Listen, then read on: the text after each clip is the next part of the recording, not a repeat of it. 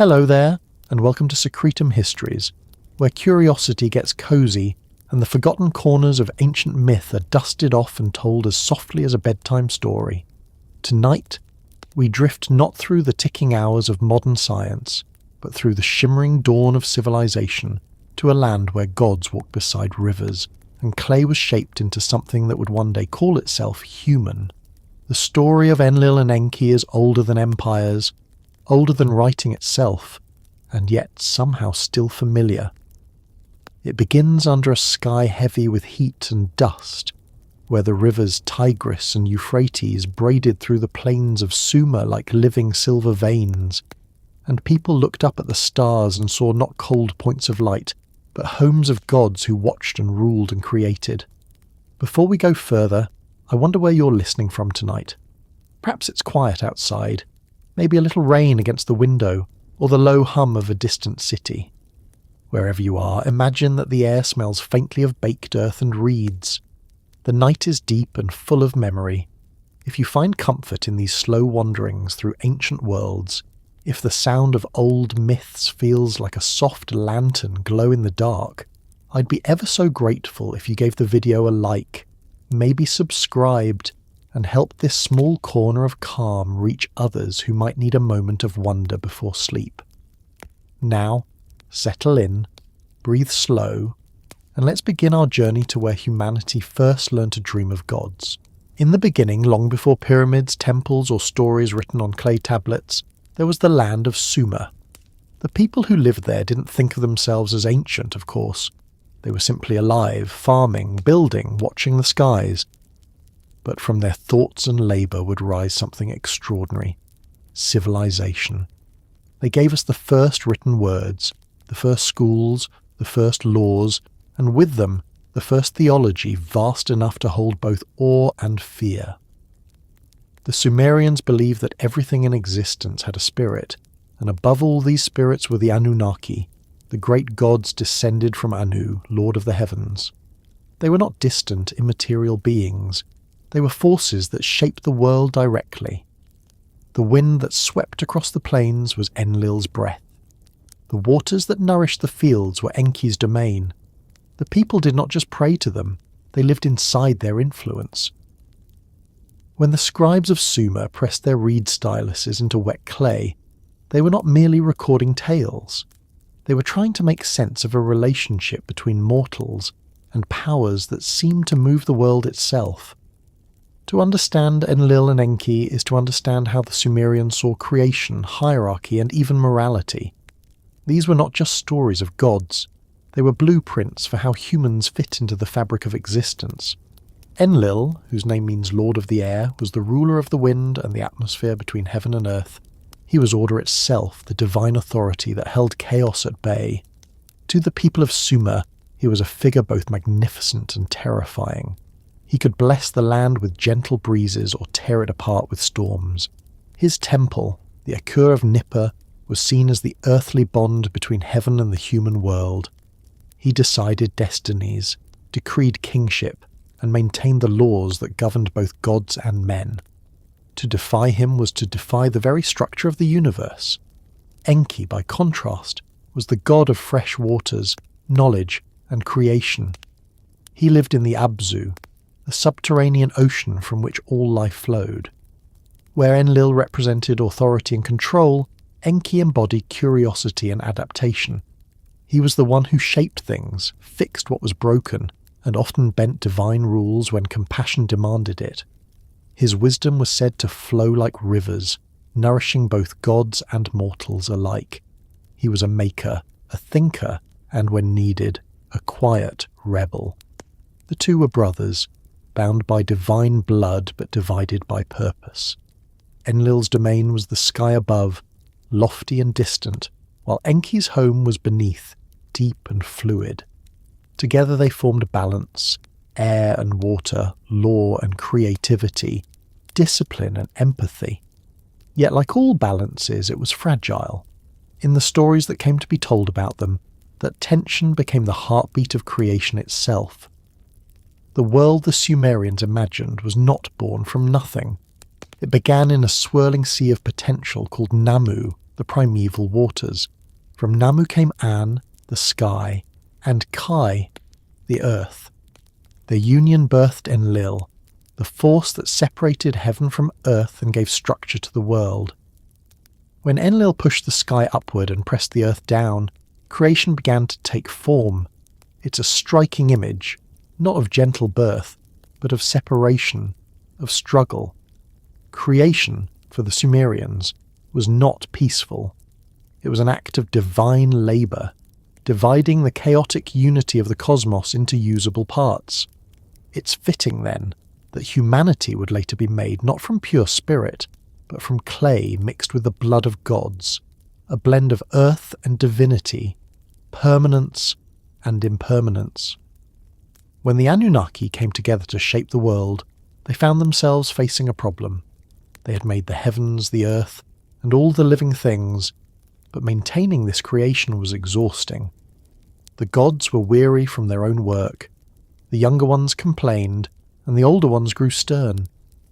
It was then, the texts say, that Enki proposed a solution. Let us make a being to bear the toil, to till the land, to care for what we have created. Let us make mankind. This was not a gesture of cruelty, but of necessity. The humans would be helpers, stewards, intermediaries between the divine and the natural. But in that moment of creation, something unpredictable happened. The clay they shaped did not just move, it thought, it dreamed, it asked why. The myths describe how the goddess Ninhursag, the mother of life, joined Enki in forming the first humans. Together they mixed clay from the river with the essence of a slain god, a being named Geshtue, whose blood carried divine intelligence. When the mixture was shaped and animated, mankind was born, fragile, short-lived, and yet capable of memory and invention. The gods looked upon their new creation with both pride and unease. For the first time, something existed that could speak their names and question their will. Enlil, ever the guardian of order, saw humanity as a means to maintain divine structure. They would labour, worship, and keep the world in rhythm. Enki, on the other hand, saw potential. He gave humans knowledge, how to irrigate fields, how to build, how to write, how to heal. He taught them the secrets of the earth and the stars, and that difference in vision, that quiet rebellion through compassion, would shape the fate of both gods and mortals. As human cities grew, so did the rituals and offerings to the gods. Temples rose like mountains of brick and bitumen, decorated with golden statues and mosaics of lapis lazuli. Each was a bridge between worlds, a place where the breath of mortals could reach the heavens. The ziggurat, with its layered terraces climbing toward the sky, was not merely an architectural feat, it was a cosmic ladder. At its summit, priests would whisper prayers to Enlil, hoping for favourable winds and fertile fields. In the chambers below, offerings to Enki would be poured into sacred basins, their waters symbolising the flow of divine wisdom into the world. But with worship came dependency. The gods were pleased by reverence, yet burdened by the noise and clamour of humanity. Enlil, weary of human restlessness, began to see mankind as a disturbance. The myths tell of his growing frustration, the endless prayers, the constant demands, the noise rising to heaven like an unending storm. When humans multiplied and their voices filled the air, Enlil's patience thinned. He sent plagues, droughts, and famine to quiet them. Each time Enki intervened, whispering warnings to chosen mortals, teaching them how to survive. It was a pattern that would culminate in one of the oldest flood stories ever told. Before the world knew of Noah or his ark, the Sumerians told of Ziusudra, a wise and devout man favoured by Enki. When Enlil decided to send a great flood to cleanse the earth, Enki could not bear to see all life perish. Bound by an oath not to reveal the god's plans, he found a way around it. He spoke not to Ziusudra directly, but to the wall of his house, whispering so the man within might overhear. "Build a vessel," the wall seemed to say. "Take your family, your animals, and the seeds of life." And when the flood came, The waters rose high enough to swallow the mountains. But Ziusudra's boat endured. When the waters receded, he offered thanks, and Enlil, though furious at first, eventually relented. Humanity was spared, not by obedience, but by a god's quiet defiance. Stories like these reveal something profound about how the Sumerians understood divinity. The gods were not perfect beings. They were powerful, emotional, flawed. They argued, regretted, loved, and changed their minds. They were reflections of humanity's own nature, magnified across the heavens. Enlil's sternness and Enki's compassion mirrored the eternal balance between order and empathy, control and curiosity. It's a theme that runs not only through Sumerian myth, but through nearly every belief system that followed. The idea that creation itself is born from tension, that the divine is not singular, but a dialogue. As time passed, the Anunnaki's influence began to blur into the stories of later civilizations. The Akkadians, Babylonians, and Assyrians inherited their gods and renamed them, reshaping myths to fit new tongues and empires. Enlil became Enlil, then faded into the broader pantheon of sky gods.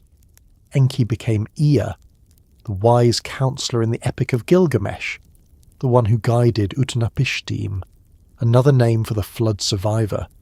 The stories travelled far, carried on clay tablets, across centuries and languages, but the essence remained the same.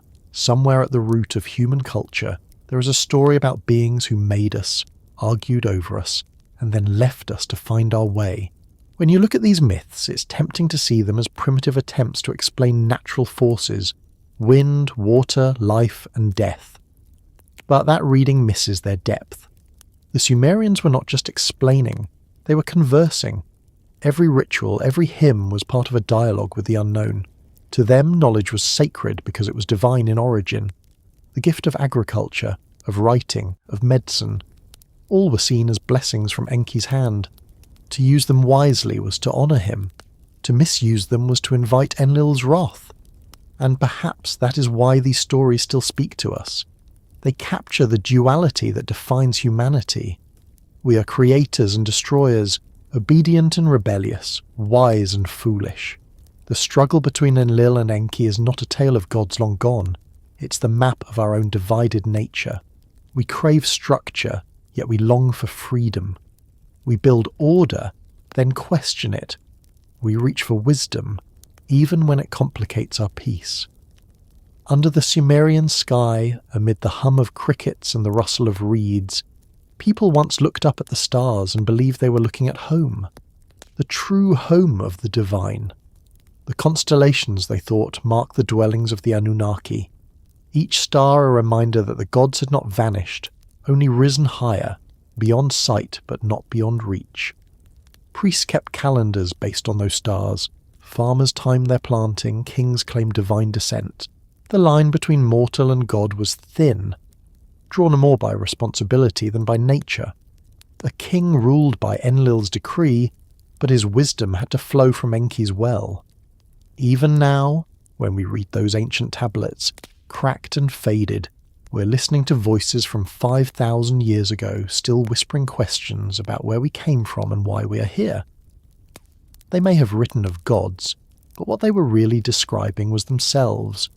Their fears, their hopes, their awareness that life is something both sacred and fleeting. The clay they shaped still holds the fingerprints of their search for meaning. So as we begin this long story of Enlil and Enki, of creation and conflict, of floods and forgiveness, imagine yourself standing by the riverbank at dusk. The sky is vast, the water reflects the first glint of stars, and somewhere in the distance a temple bell rings. The air is warm and filled with the quiet hum of the beginning of everything. The gods are near, not above but among, and humanity is still new enough to look at the world and see magic in every ripple. This is where our story truly begins, beneath the Sumerian sky, where gods made mankind from clay, and mankind in turn began to imagine gods. The rivers shaped everything. They were the veins of the land, drawing life from the mountains to the sea, flooding and receding in a rhythm that dictated when people could plant, when they could harvest, and when they had to wait. In those wide, fertile plains between the Tigris and Euphrates, something began that had never happened before in human history. People stopped wandering. They built homes. They stayed. From mud and water, they raised walls, and within those walls they began to dream of permanence. It's here, in the soft cradle of Sumer, that civilization itself began to breathe. Imagine the early villages, clusters of reed huts beside winding canals, the air thick with the smell of damp clay and cooking grain. The people were farmers and herders, their days dictated by the movement of the sun and the needs of their animals. Life was simple, but it was no longer aimless. For the first time, humans were building not just for survival, but for something lasting. They stored food, they made pottery, they buried their dead close to home.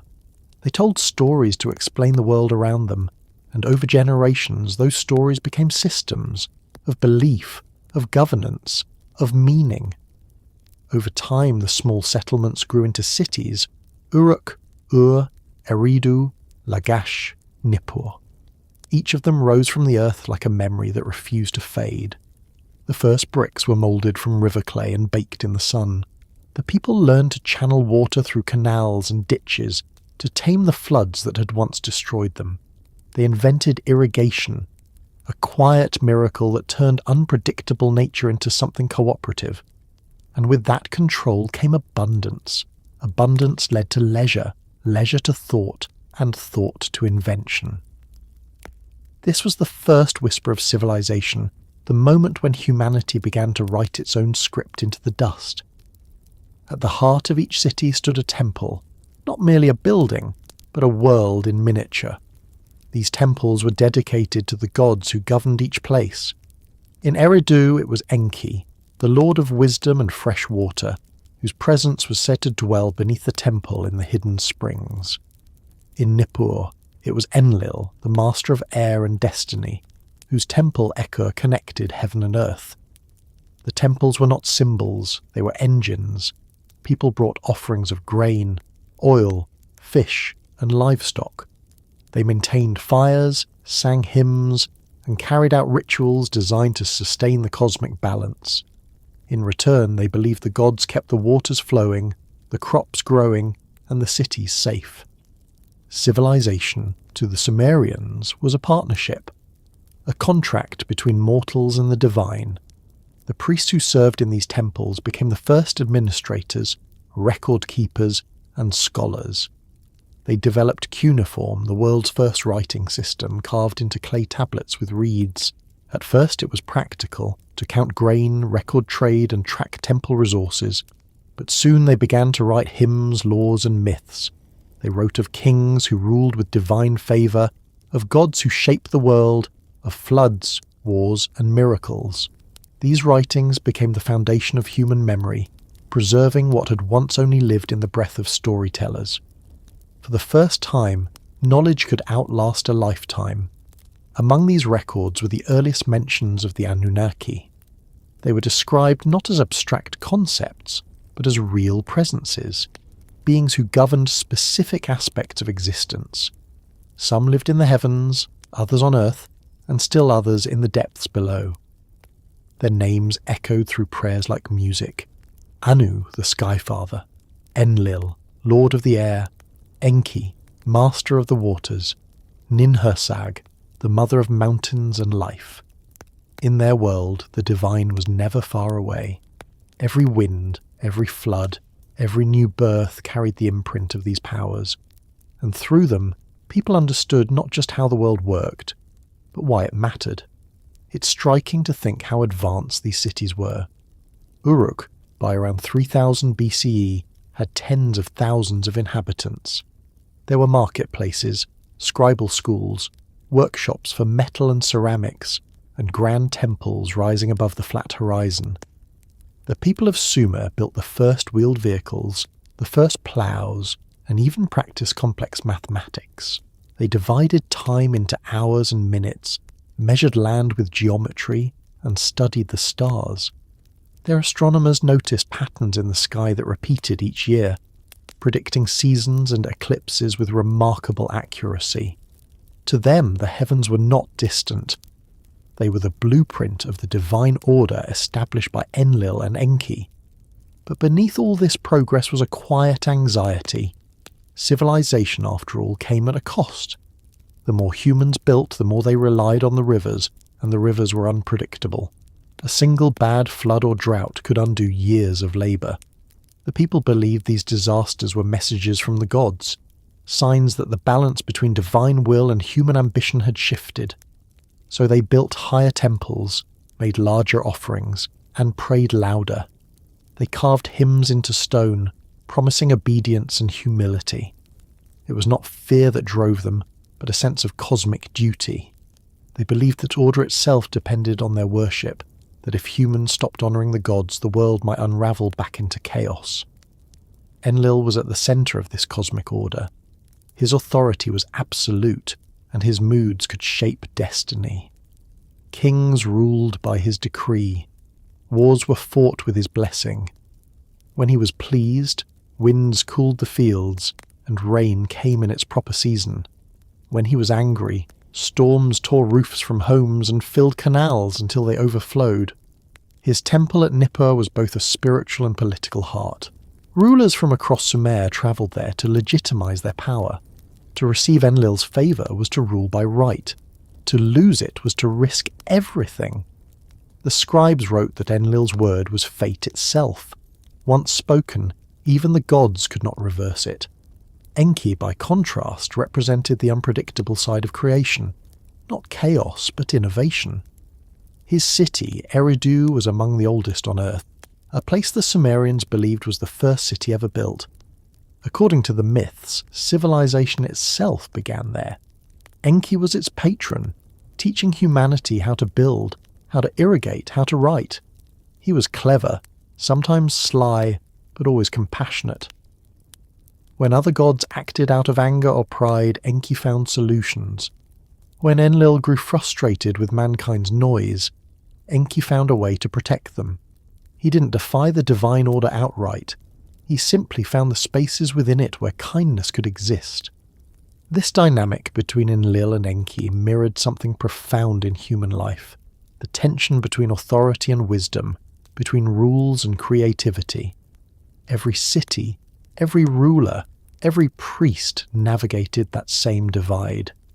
They needed structure to survive, but also flexibility to adapt. Too much order led to stagnation. Too much freedom led to chaos. In their myths, the Sumerians were not just telling stories of gods. They were working out the eternal balance of human society. As the cities grew, so too did their ambitions. Trade routes spread outward like veins from the heart of Sumer, reaching the mountains of Iran, the deserts of Arabia, and the forests of Anatolia. Traders carried lapis lazuli, copper, tin, and grain. Along with goods, they carried stories. Myths of Enlil and Enki travelled with them, whispered in markets and told by travelling scribes. The ideas of divine creation, cosmic order, and human purpose began to spread far beyond the plains of Mesopotamia. Later civilizations, Akkadian, Babylonian, Assyrian, would inherit these stories, rename the gods, and reshape the myths, but the essence remained. Within the temples, the rituals became more elaborate. The high priest would enter the innermost chamber only after purification, carrying incense and reciting ancient prayers. The sound of drums and lyres echoed through the courtyards. Outside, farmers and merchants gathered with offerings, waiting for blessings that would ensure a good harvest or protect a journey. To them, these acts were not superstition but communication.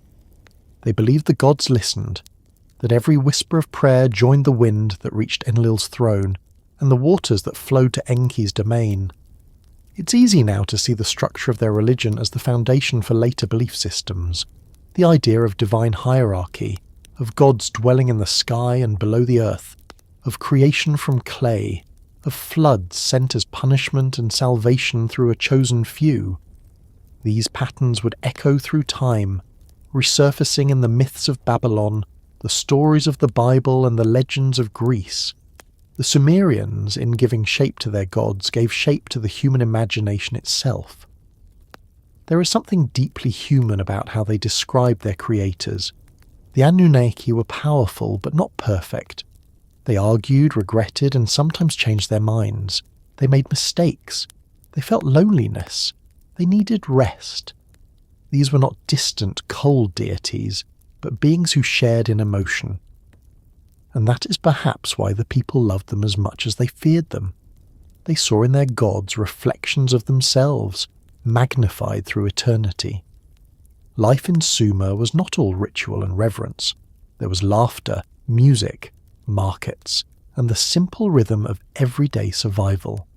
Children played near the canals, potters shaped clay in the shade, farmers brought baskets of barley to trade for fish and cloth, women brewed beer, a daily staple, and priests recorded every exchange on tablets. In the evenings, under the same stars the gods were said to inhabit, people told stories.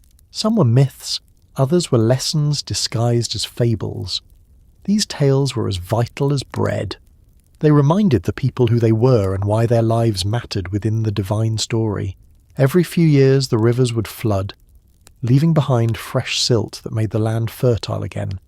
It was both destruction and renewal, a reminder that balance required sacrifice. The Sumerians saw this as a reflection of the gods themselves. Enlil brought the storms, Enki brought the waters, and together they renewed life. Civilization was built not in defiance of nature, but in collaboration with it, an understanding that order must flow like a river, steady but adaptable. Over generations, kings began to rise, claiming divine right to rule. They called themselves shepherds of the people, chosen by Enlil to maintain harmony. Some were just, others cruel, but all invoked the same divine lineage. The first cities became kingdoms, and with them came the first wars. Yet even in conflict, the gods remained central. Victories were gifts from Enlil, strategies were whispers from Enki. To lose a battle was not only a political failure, but a spiritual imbalance. The people prayed harder, offered more, rebuilt faster. Their resilience became a kind of worship.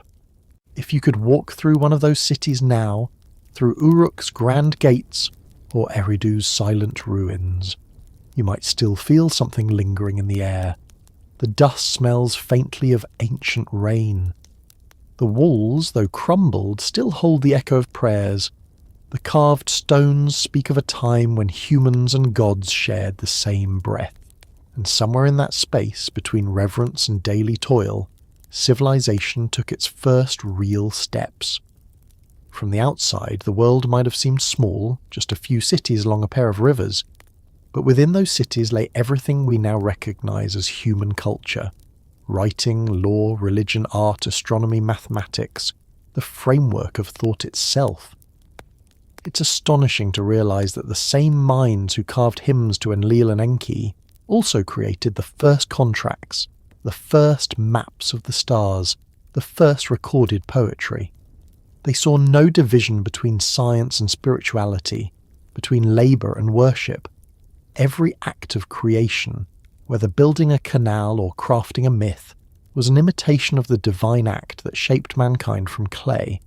And so, civilization, in its earliest form, was not built merely from brick and mortar, but from belief, the conviction that humanity had purpose because it was part of something greater. The Sumerians lived in a world alive with meaning. Every gust of wind carried Enlil's presence.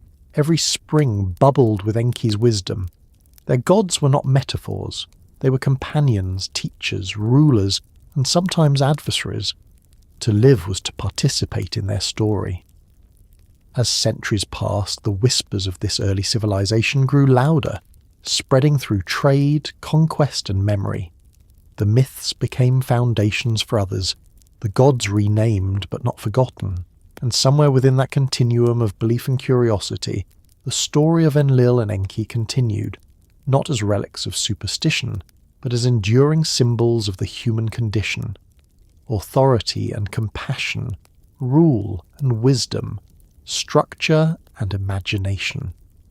The same forces that once shaped the first cities still shape us now, even if the temples have fallen silent. The rivers that once carried the songs of the Anunnaki still flow through the plains of Iraq, though the names have changed and the languages have evolved. Beneath the silt lie tablets still unread, stories still waiting to speak. The first whisper of civilization never really faded. It just became quieter, absorbed into the rhythm of time. Somewhere between the wind and the water, the voices of Enlil and Enki still murmur, reminding us that creation, whether divine or human, is never truly finished. It is an ongoing conversation between the world as it is and the world as it might be. And that conversation began here, where clay met spirit, and humanity first learned to listen. The gods were never imagined as distant in the early days of Sumer. They were not sealed off behind invisible veils or confined to unreachable heavens. They walked. They moved through the air, through the rivers, through the dust that clung to the reeds. The people believed the Anunnaki had once descended to the earth, not as dreams or visions, but as real presences, luminous and heavy at the same time, shaping the land, dividing its waters, setting the order that would guide all living things. To live in Sumer was to live inside that divine order. The gods were not only above creation, they were within it. The Anunnaki were many, but their essence was unified. They were the children of Anu, the great Sky Father, and Kai, the Earth Mother. Together An and Ki represented the totality of existence. From their union came Enlil, who separated the two, creating the space where life could exist. It was in that space that the Anunnaki made their dwelling. They were said to number in the hundreds, though only a few are named in the surviving tablets. Each had a role, governing elements of the natural world, of fate, of justice, of fertility.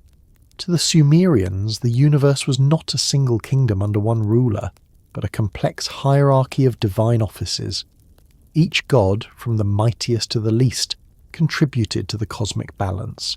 It was bureaucracy elevated to holiness, a reflection of the structured world humans were beginning to build for themselves. When the people looked at the sky at night, they didn't just see stars, they saw the footprints of the Anunnaki crossing the firmament. The Milky Way was their path. The constellations were their dwellings. To speak of them was to acknowledge that everything had a place. The gods of heaven governed destiny, the gods of earth shaped daily life, and those beneath in the Absu ruled the deep mysteries of creation. This tripartite structure, heaven, earth, and underworld, was the scaffolding of the Sumerian cosmos. It gave them orientation, both physical and moral. The heavens belonged to Anu, the earth to Enlil, and the waters below to Enki. It was not only a map of the universe, but a statement of how existence functioned. The descent of the Anunnaki was not an event in time, but a state of being. They were always descending, always present. Their influence felt in every harvest, every birth, every storm. Yet the myths often spoke of a first time, a moment when the gods came down from the sky to organize the new world. The earth then was untamed, covered in marshes and reeds, with the rivers flowing freely without canals or banks. The gods looked upon it and saw that it was beautiful, but wild. They desired order, not destruction, but design. They began to divide the land, naming its regions, assigning responsibilities, marking boundaries between sea and soil, between light and shadow. What they created was not just geography, but civilization's spiritual foundation, the sense that the world could be known, measured, and improved. Among the Anunnaki, some ruled from the heavens, others walked upon the earth, and some dwelled beneath. The higher gods, those who remained with Anu, rarely interfered directly with human affairs. Their power was too vast, their attention too distant. But those who lived closer to the mortal realm shaped daily life in tangible ways. Enlil, Enki, Ninhursag, Inanna, Utu, and Nanna. These were the names that filled prayers and temple songs. Each city claimed one as its patron. Each god, in turn, protected that city like a king protects his court. It was through these relationships that humans found stability. The divine order mirrored the political one, and the political mirrored the divine. When the Anunnaki descended, they brought with them the tools of civilization: law, writing, music, architecture, astronomy. These were not human inventions, at least not in the Sumerian mind. They were divine gifts entrusted to humanity. The scribes recorded that Enki, ever the innovator, distributed the me, the sacred decrees that govern the functions of the universe. Each me represented a principle: kingship, wisdom, truth, art, weaving, metalwork, and countless others.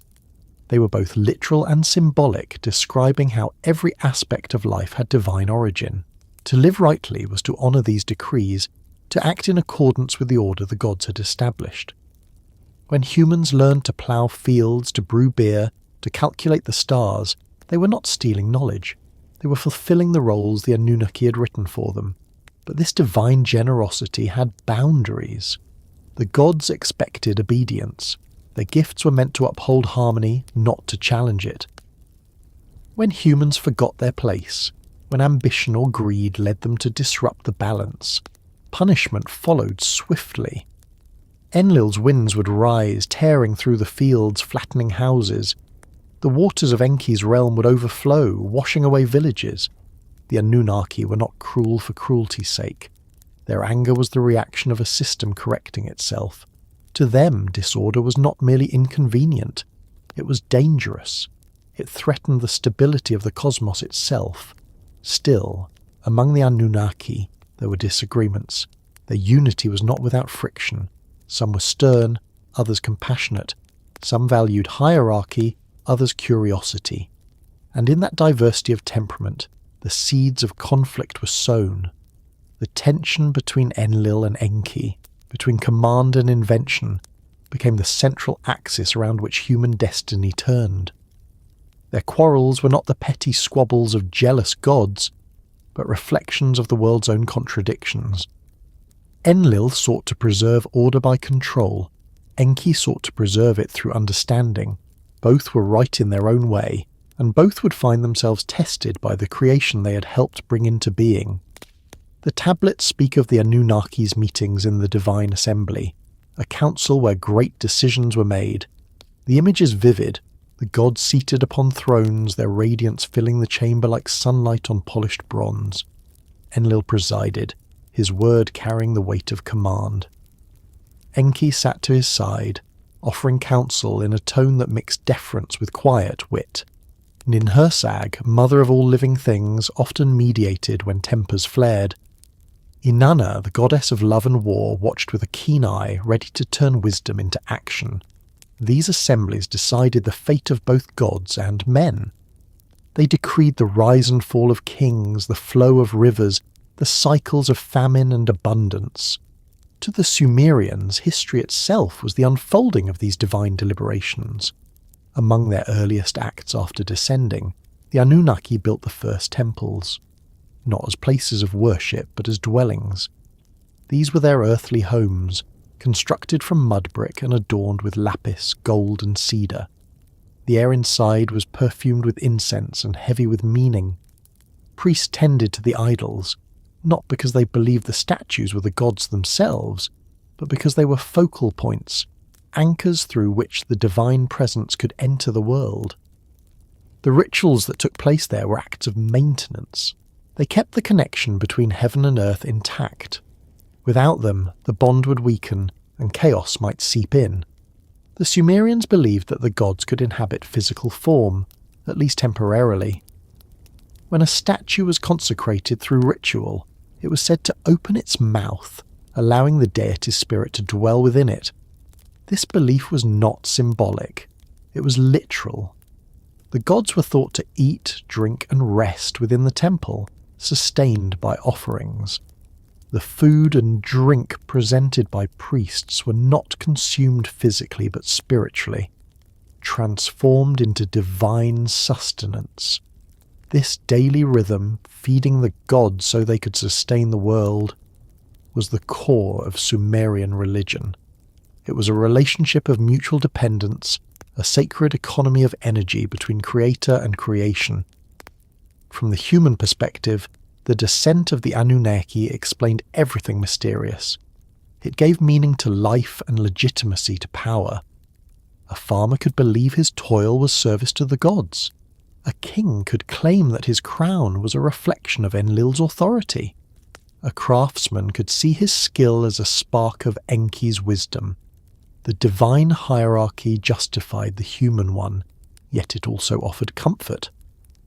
The gods were powerful but not unreachable.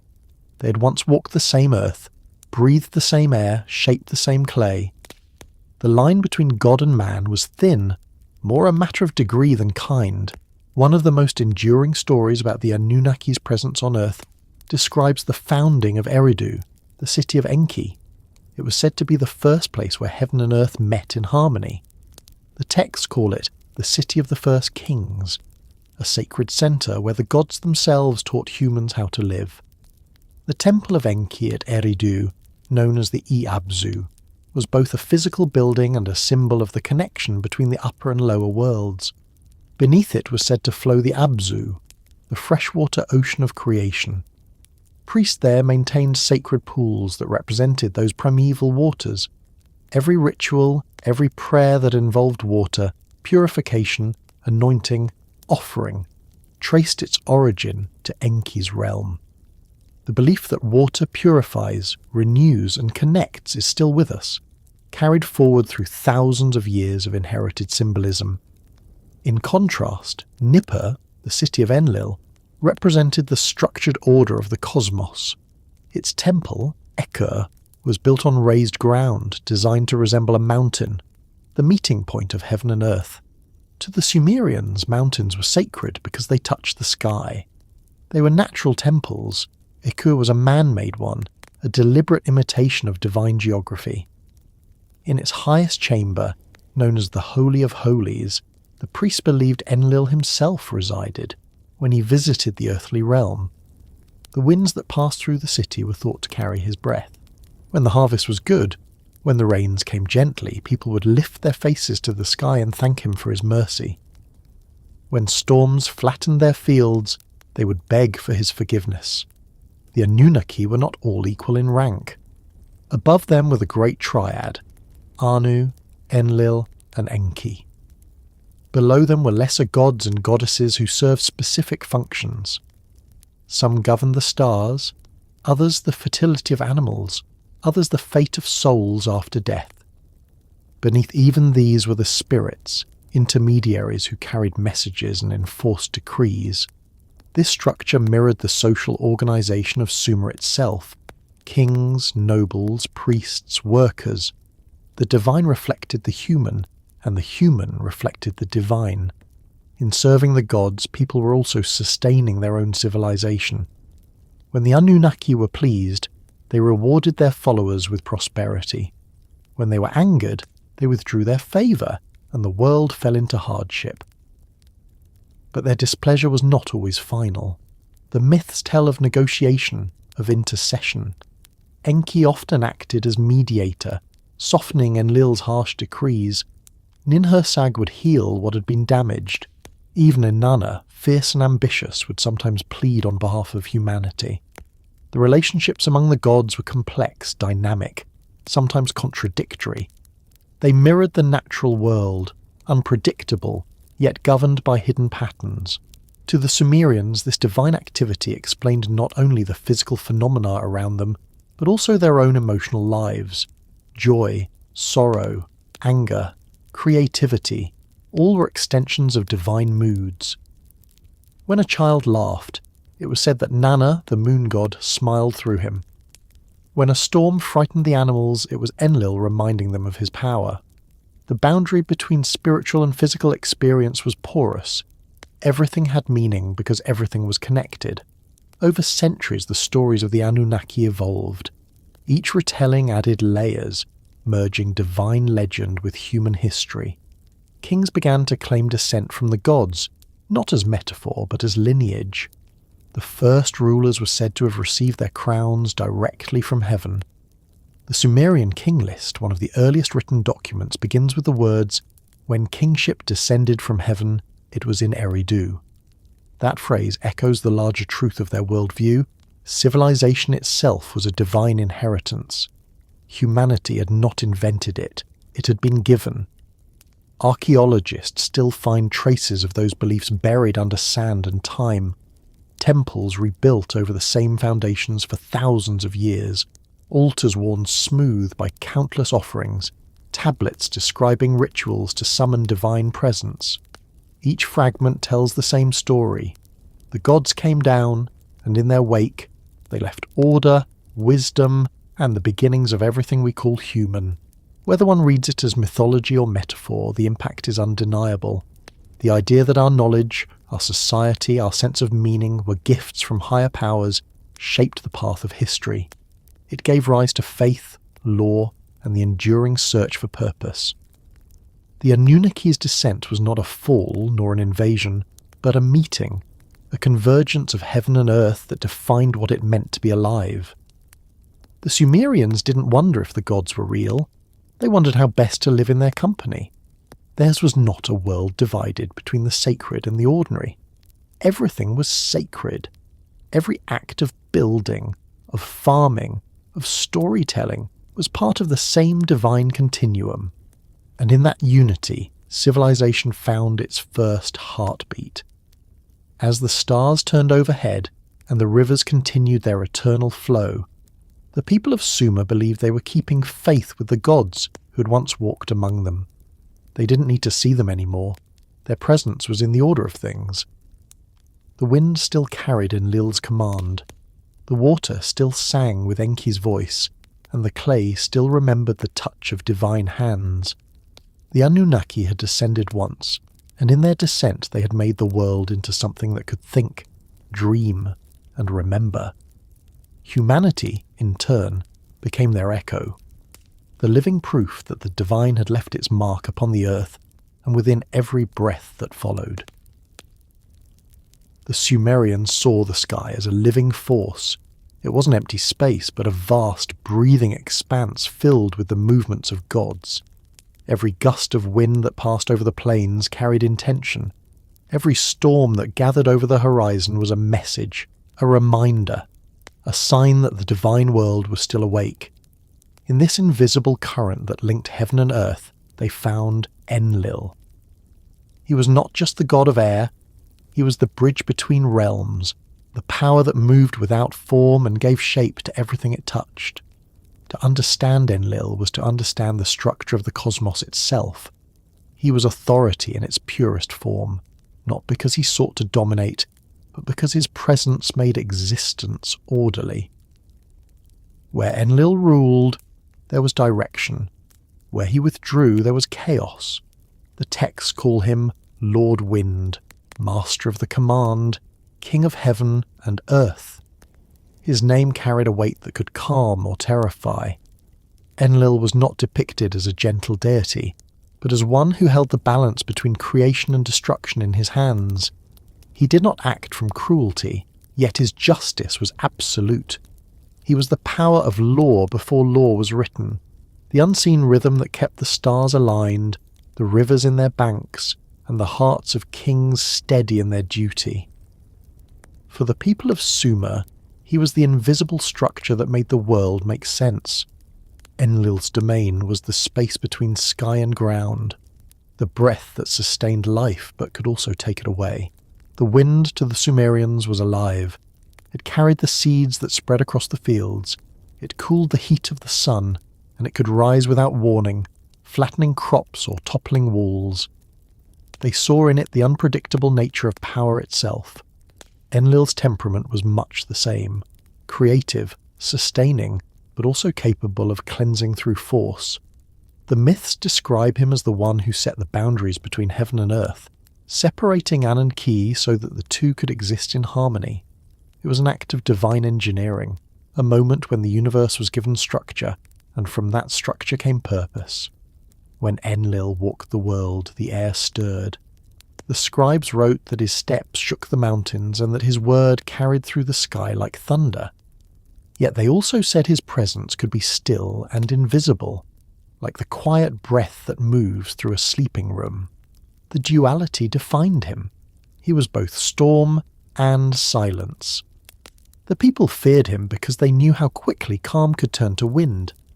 They respected him because they believed his decisions were final, binding not only upon mortals but upon gods themselves. When the assembly of the Anunnaki met, Enlil's decree was the one that settled disputes. His was the voice that turned intention into law. To live under Enlil's rule was to live within a system. Every element of Sumerian life reflected his principles. The division of land, the measurement of time, the rituals that marked each season, even the design of cities mirrored his order. Streets were laid in straight lines, canals carved with precision, temples built according to proportion and balance. Civilization itself was seen as an imitation of Enlil's structure, a human reflection of divine organization. In their architecture, their governance, and their belief, the Sumerians were enacting the same logic that Enlil had imposed upon the cosmos. His temple at Nippur, the Ekur, was the physical embodiment of that idea. It was more than a house of worship, it was a symbol of authority. Built on a raised platform, its stepped terraces reached toward the heavens like layers of meaning stacked upon each other. The city around it existed because of it. Pilgrims and envoys came from across Mesopotamia to offer tribute. Kings journeyed there to seek divine approval for their rule, to stand before Enlil's priests and hear the words that would confirm their legitimacy. The air in the temple was said to hum with his power. Incense drifted through its halls, carrying prayers upward like smoke caught in a current of unseen wind. The rituals performed there were intricate, reflecting Enlil's precision. Priests washed their hands and mouths before entering his chamber. Offerings were measured carefully, not too little, not too much. The music of lyres and drums was timed to match the rising rhythm of chants. Every detail mattered, because in Enlil's domain, balance was sacred. A mistake in the ritual could be seen as a disruption of cosmic harmony. To please him was to maintain order. To anger him was to invite disorder. The myths that describe Enlil's actions often show his nature in stark contrast to Enki's. Where Enki was flexible, Enlil was firm. Where Enki used cunning, Enlil used decree. Their tension was creative, not rivalry for its own sake, but an expression of how stability and adaptability coexist. In one tale, when humanity's noise rose too loud and disturbed the gods' rest, Enlil grew frustrated and sent drought to silence them. The people suffered, and Enki, moved by pity, intervened by teaching them how to dig wells. When Enlil responded with plague, Enki taught them medicine, and when finally Enlil unleashed the flood, Enki saved one man, Ziusudra, to preserve life. The story is not one of conflict so much as of balance. Enlil enforcing order through consequence, Enki ensuring compassion remained within that order. Together their actions defined the moral fabric of the Sumerian world. To the people, Enlil's sternness was not cruelty but clarity. They saw his punishments as lessons. His justice reminded them that existence had rules, that arrogance could unmake what effort had built. Even kings whose crowns gleamed under the sun were not beyond his reach. They were his instruments, chosen to govern in his name but bound by his will. The Sumerian king list, inscribed on clay tablets, begins with a phrase that echoed through the centuries. When kingship descended from heaven, it was in Eridu. The idea that rulership itself was divine came from Enlil. Authority, he taught, was not taken, it was given. A ruler who defied divine order risked everything. His nature was also tied to time. The Sumerians measured their lives by cycles, day and night, flood and drought, planting and harvest. Enlil's breath was in those rhythms. He was the force that turned repetition into pattern. The wind marked the seasons, guiding when to sow and when to reap. In that steady alternation, the people found reassurance that their world was stable, yet they also knew that the wind could change without warning. The lesson was always the same. Nothing was guaranteed. Harmony required vigilance. Enlil's relationships with other gods revealed more of his complexity. With his father Anu, he shared respect and obedience, though Enlil was the one who acted as the executor of Anu's cosmic authority. With his mother Ki, the earth itself, he maintained a protective distance. His union with Ninlil, goddess of air and grain, symbolized the connection between heaven's breath and the fertility of the land. Their stories together often revolved around separation and reunion, themes that mirrored the seasonal cycles of agriculture. When Ninlil was taken to the underworld, Enlil followed her, ensuring that life and death remained intertwined, that even in descent there was continuity. One of the earliest hymns to Enlil describes him as both merciful and unyielding. It says, "Lord whose word is a storm, whose command is life, who brings abundance to the land, yet can sweep it clean in an instant." The people understood that duality. They didn't worship him because he was kind. They worshipped him because he was necessary. Without the breath of Enlil, the world would be still, stagnant, lifeless. His unpredictability was part of the natural order. The same wind that toppled walls also carried seeds to new soil. The same storm that frightened children also replenished the rivers. Enlil's influence extended far beyond religion. The concept of divine authority shaped law itself. The Sumerians developed codes of conduct based on fairness and proportion, mirroring the way Enlil governed. Contracts, punishments, weights and measures were all seen as reflections of his balance. Justice, they believed, was not invented by humans but discovered within the framework he had created. Even the scribes, as they carved symbols into clay, invoked Enlil's name to bless the accuracy of their words. His temple archives were vast. Tablets from Nippur list the offerings made each day: barley, beer, sheep, oil, incense. Each item represented gratitude for stability.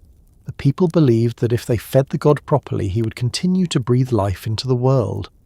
There was comfort in that exchange. Even if storms came, even if floods destroyed the crops, they knew they had done their part. To worship Enlil was to participate in the machinery of existence, to keep the world turning. The scribes also described Enlil's role in shaping human destiny. He was said to assign each person's fate at birth, writing their measure of days into the fabric of time, but fate was not seen as punishment or reward. It was alignment, a recognition that every being had a role to play. Farmers tended the land because Enlil had willed abundance. Builders raised walls because he had decreed cities. Kings ruled not by their ambition but by his permission. To fulfill one's purpose was to live in harmony with him. To resist it was to live in turmoil. Even so, the myths hint at moments when Enlil's heart softened. After the great flood, when he saw the devastation and the quiet world that remained, he regretted his severity. He accepted Enki's argument that humanity deserved another chance. It's in that moment of recognition that the Sumerians showed their understanding of justice not as blind punishment, but as the capacity to learn balance. They believed even the gods could change when faced with the truth of compassion. In art, Enlil was rarely shown directly. Unlike Inanna or Utu, who appeared in carved reliefs and seals, Enlil was often symbolized by wind or by the horned crown of authority. His invisibility was part of his essence. You could feel him, but you could not see him. That absence gave him power, the unseen, the untouchable, the force that moves everything without being grasped. That was Enlil's form. He existed wherever there was breath. The people prayed to him before planting, asking that the winds bring rain and that storms spare their fields. They called on him before journeys, trusting that his air would guide their sails and cool their animals. His presence was constant, whether in the whisper of a morning breeze or the roar of a dust storm. For them, he was the first principle of existence, motion. Nothing that lived was without his touch.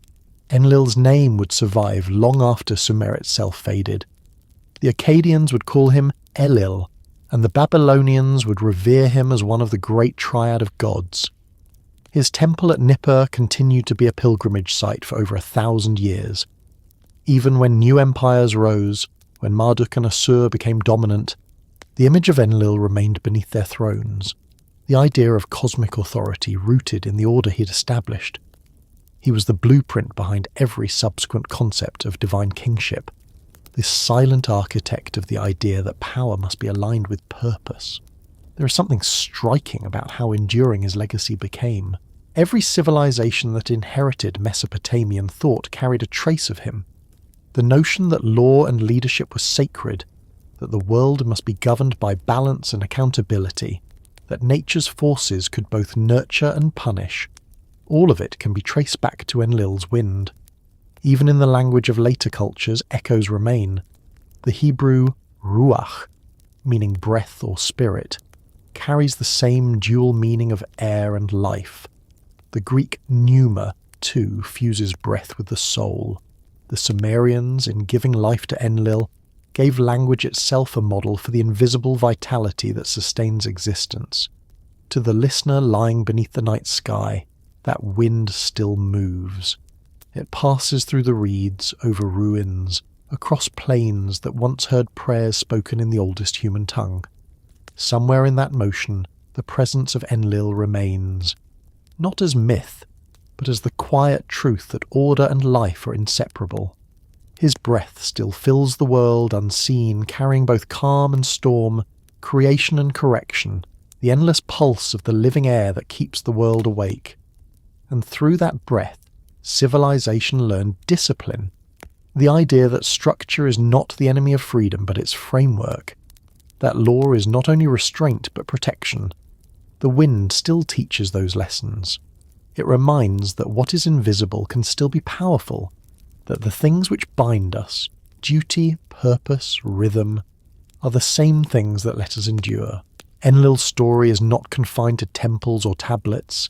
It is written in the wind that moves across the earth, shaping mountains, bending trees, filling lungs. Wherever there is air, his influence continues. And as long as humanity values order enough to build, and mercy enough to adapt, the breath of Enlil will keep the world alive. Water has always been memory. It flows through everything, ancient and new, carrying whispers of where it has been. For the Sumerians, water was not simply an element. It was the source of consciousness, a living current that held both creation and knowledge within it. Where Enlil ruled the wind and the laws that shaped the heavens, Enki ruled the depths below, where silence and motion coexist. He was the god of the Abzu, the freshwater ocean beneath the earth, from which all rivers sprang and all life began. If Enlil was the structure that maintained order, Enki was the mind that understood it. He represented not just power, but perception, the awareness that made creation meaningful. In the oldest stories, Enki is described as clever, patient, and endlessly inventive. He was not a warrior or a ruler in the traditional sense. His strength came from wisdom, from understanding how things worked, and how they could be repaired. When the world was young and its systems were still fragile, it was Enki who ensured balance through ingenuity. His waters fed the fields, cooled the air, and made the soil fertile. His mind did the same for civilization, nourishing thought and adaptation. Without him, the structure that Enlil built would have stood rigid and unyielding. With him, it could grow and evolve. Enki's temple stood in Eridu, the city that the Sumerians called the first of all cities. It was here that civilization itself was believed to have begun, a place where gods and humans still spoke directly. His temple, the Iabzu, was built over a spring, a physical reminder of his domain beneath the world. The air inside was cool, and the sound of running water echoed softly through the chambers. The priests who served there performed rituals involving water drawn from sacred pools, using it to bless, to cleanse, to heal. To them, the liquid was not symbolic. It was living substance, Enki's own essence made tangible.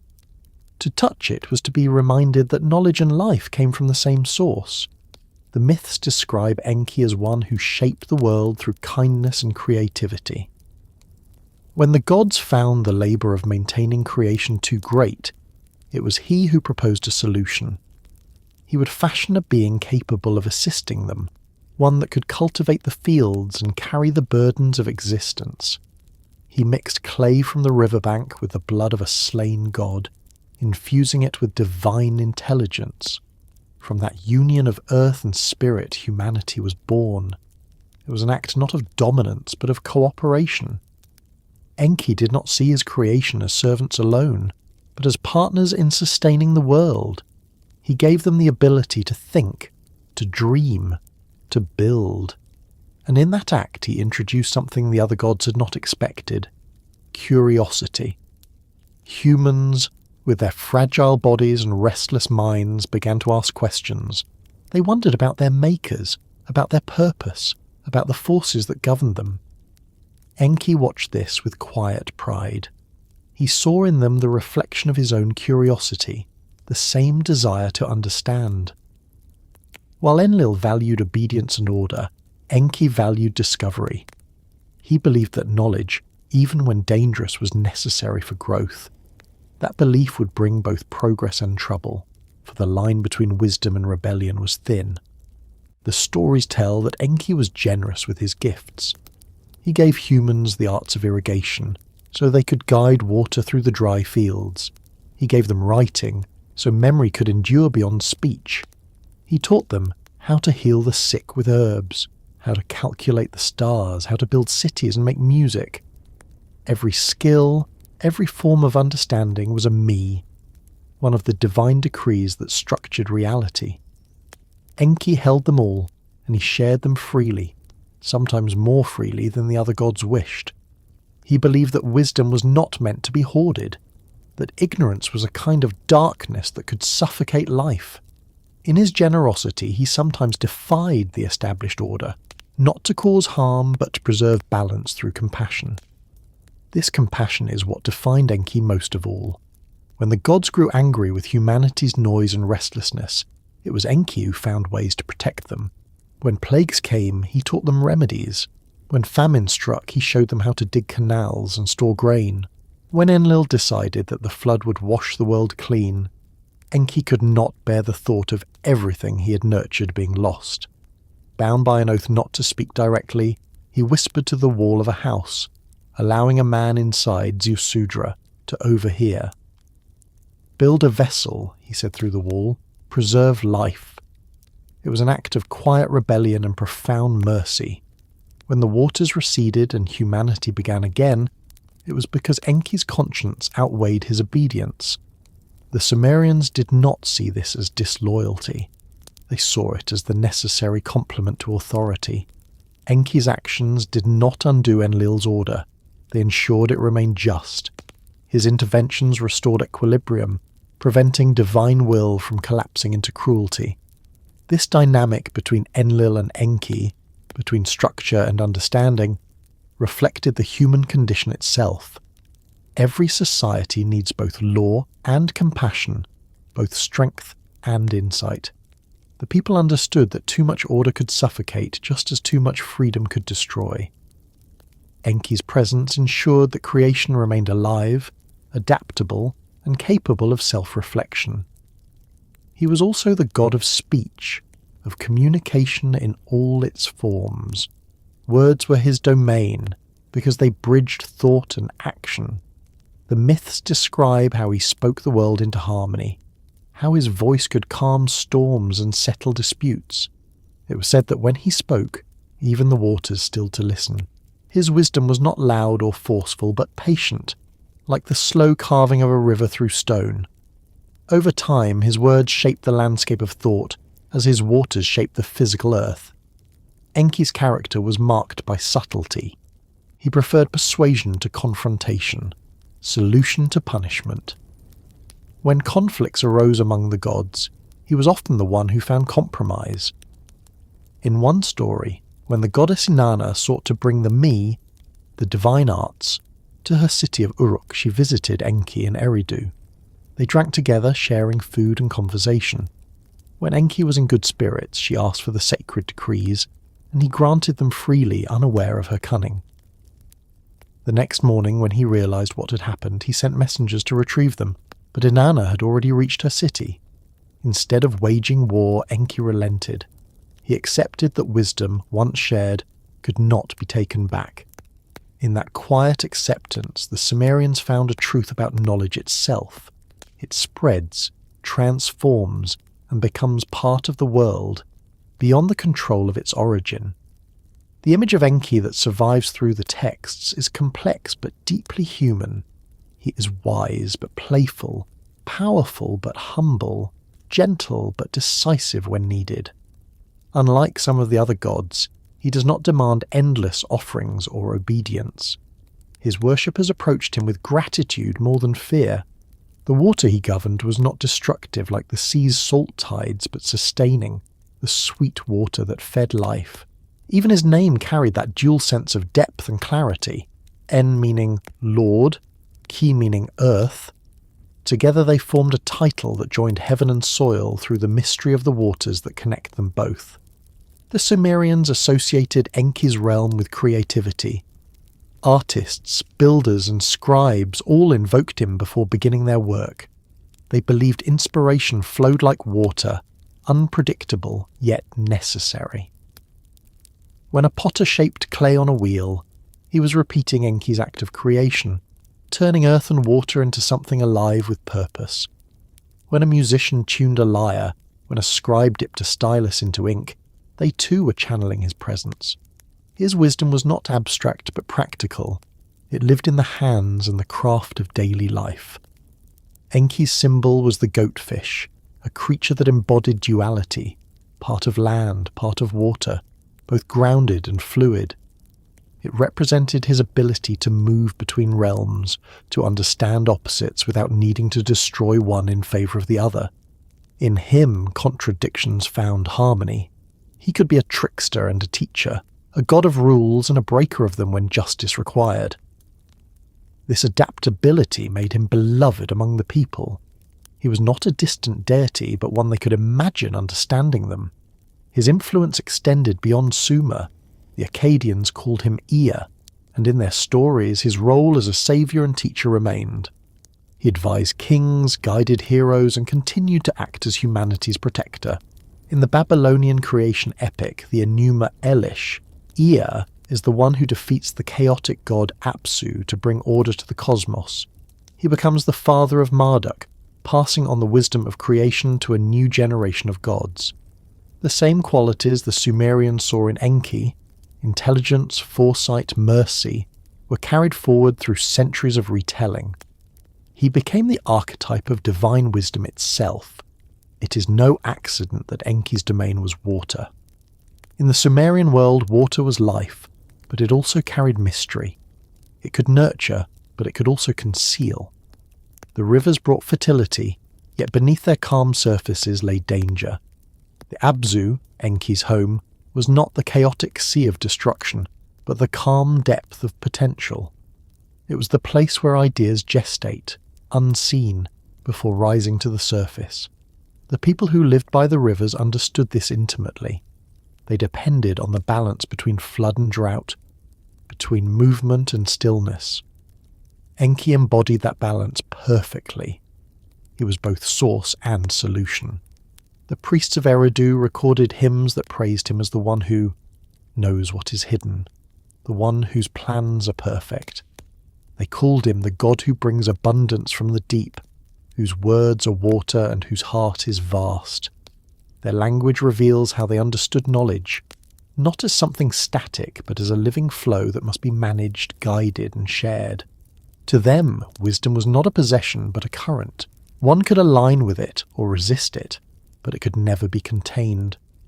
Because of this, Enki was also connected to healing. Illness, in the Sumerian view, was often a form of imbalance, a disturbance in the harmony of body and spirit.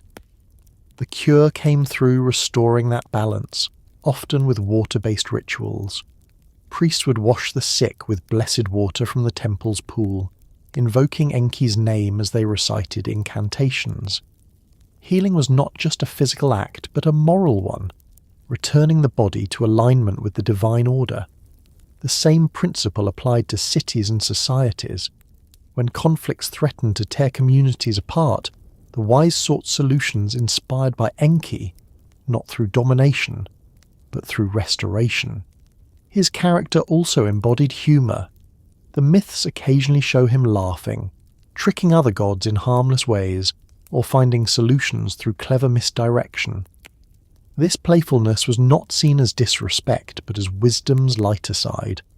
The understanding that not every problem requires force. Sometimes a well-placed word or a gentle twist of circumstance could accomplish what power could not. It is this quality that made him enduringly relatable, even across millennia. He was a god who solved problems not with thunder, but with thought. When the scribes wrote of Enki's creation of humanity, they described him as a craftsman working with care and patience. He shaped the first people from clay and then whispered life into them. His fingers left marks in the soft earth, the same way the stylus left impressions on tablets. This image of God as artisan reveals something profound about how the Sumerians viewed themselves. They were not accidents. They were works of craftsmanship, shaped with intention, capable of continuing creation through their own labour. To build, to learn, to teach, all were ways of participating in Enki's ongoing act of making the world. Even his relationship with Enlil, though often tense, was essential to the order of things.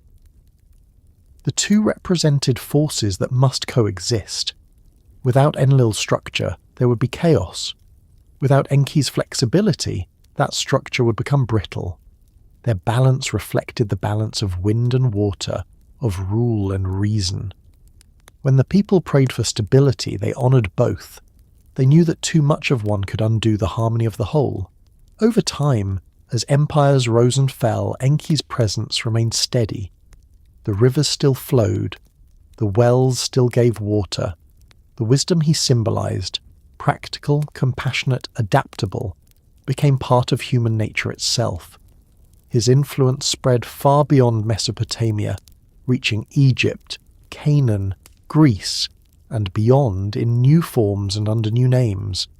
The archetype of the wise creator, the teacher of mankind, the protector through understanding, all trace their lineage back to the god who ruled the Abzu. When we think of wisdom today, we still echo his teachings without realizing it. The idea that knowledge should serve compassion, that understanding should guide power, that creativity and kindness are not opposites but allies. These are Enki's gifts. His voice, like the quiet movement of water through the earth, has never truly gone silent. It continues to flow beneath everything human beings have built since those first cities rose from the riverbanks. In the stillness after a long rain, when the ground smells of life and the air feels heavy with renewal, one might understand why the Sumerians saw divinity in the water. It reflects, it nourishes, it changes shape without losing substance. It teaches by example that strength can be soft, that wisdom can be calm. Enki was never a god of conquest or fear. He was the god who made it possible for humanity to survive its own ambition. In him they found not command but guidance, a reminder that creation is not only a divine act but a shared responsibility. The rivers of Mesopotamia still move through the same paths, reshaped but enduring. Somewhere within their currents, the legacy of Enki remains, the quiet certainty that understanding once given becomes part of the world forever. The water remembers. It carries the first lessons written in clay and breath, the same ones whispered beneath temple stones in Eridu. Knowledge, compassion, and adaptability. These were his gifts, and through them, humanity learned not only how to live, but how to think. The Sumerians believed that balance was not the absence of conflict, but its careful management. The world, they thought, depended on tension, sky against earth, river against desert, law against freedom. The gods themselves were bound by this same truth, and nowhere was it more visible than in the relationship between Enlil and Enki. They were brothers, born of the same divine lineage, both essential to creation, yet eternally opposed in method and in spirit. The difference was not hatred, but necessity. Through their contrast, the world remained in motion. When the myths speak of their bond, they begin not with rivalry, but with unity. The two work together to establish the foundations of the earth, to shape the order of the heavens and the flow of the rivers. Enlil raised the sky and set the stars in their courses. Enki filled the world below with waters, with fertility, with the deep reservoirs of knowledge. Between them stretched all existence, the air and the sea, the visible and the hidden. Their cooperation brought harmony, but as the ages passed, their visions diverged as brothers often do. What one saw as discipline, the other saw as rigidity. What one saw as compassion, the other saw as danger. And so their relationship became the central dialogue of the divine world, a conversation that shaped humanity itself. Enlil's domain was the wind and the command of destiny. His authority was absolute, his decrees final. He saw the cosmos as a structure that must be maintained with precision. To him, the universe was like a great city, every element in its place, every person knowing their role. Order was life. Without it, all would fall back into chaos. Enki, however, saw the world as a living organism, fluid and self-correcting. He believed in guidance, not enforcement, in persuasion, not command. His mind was restless, curious, unwilling to leave questions unanswered. He valued adaptability as much as Enlil valued certainty. Where Enlil enforced limits, Enki sought possibilities. Their differences began as subtle shades, small disagreements in the council of the gods. When the Anunnaki gathered to make decisions about the world, Enlil's words were sharp and decisive. Enki's replies were careful, deliberate, sometimes indirect. Both were right, and both were wrong, depending on the moment. When the younger gods grew weary of labouring to maintain creation, it was Enki who suggested the making of humanity to share their burden. Enlil agreed to the idea, but saw humans as workers, useful, necessary, but limited. Enki, on the other hand, gave them something more than hands to till the soil. He gave them minds. That gift of intelligence was the first quiet fracture between the brothers. It was not rebellion, but it changed the balance forever. At first, Enlil tolerated this. Humanity was productive, the fields grew, the temples were maintained. But as humans multiplied, so did their noise. The cities grew crowded, the prayers endless, the clamour rising like an unending storm. Enlil, weary and frustrated, decided to restore silence. The myths say he sent a drought first, then famine, then plague. Each was a warning, but Enki, moved by compassion, found ways to undo the damage. He whispered secrets to healers. He taught farmers how to dig wells deep enough to reach the underground waters of the Abzu. He sent dreams to those who would listen, guiding them to safety. To Enlil, this interference was defiance. To Enki, it was mercy. And between those two interpretations of justice, the fate of humanity wavered. When the Great Flood was decided, it was Enlil's final attempt to quiet the world. He gathered the council and declared that mankind had overstepped its place. The gods agreed, bound by hierarchy. Enki swore not to reveal the plan, but oaths have always been fragile things when compassion intervenes. He found a way to act without breaking his promise. He whispered to the walls of a humble house, letting the sound pass through to the ears of a righteous man within. "Build a vessel," he said softly, "for the waters will rise." That man, Ziusudra, obeyed, and when the flood came, he survived. When the waters finally receded, Enki pleaded with Enlil to show mercy, to see that destruction had not brought peace. Enlil, though angered, relented. The gods swore then never again to erase what they had created. It was Enki's compassion that saved the world, but it was Enlil's authority that allowed it to continue. In their conflict, balance was restored.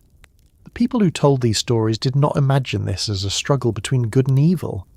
Both brothers were necessary. Enlil represented the laws that held the universe steady. Enki represented the flexibility that kept it alive.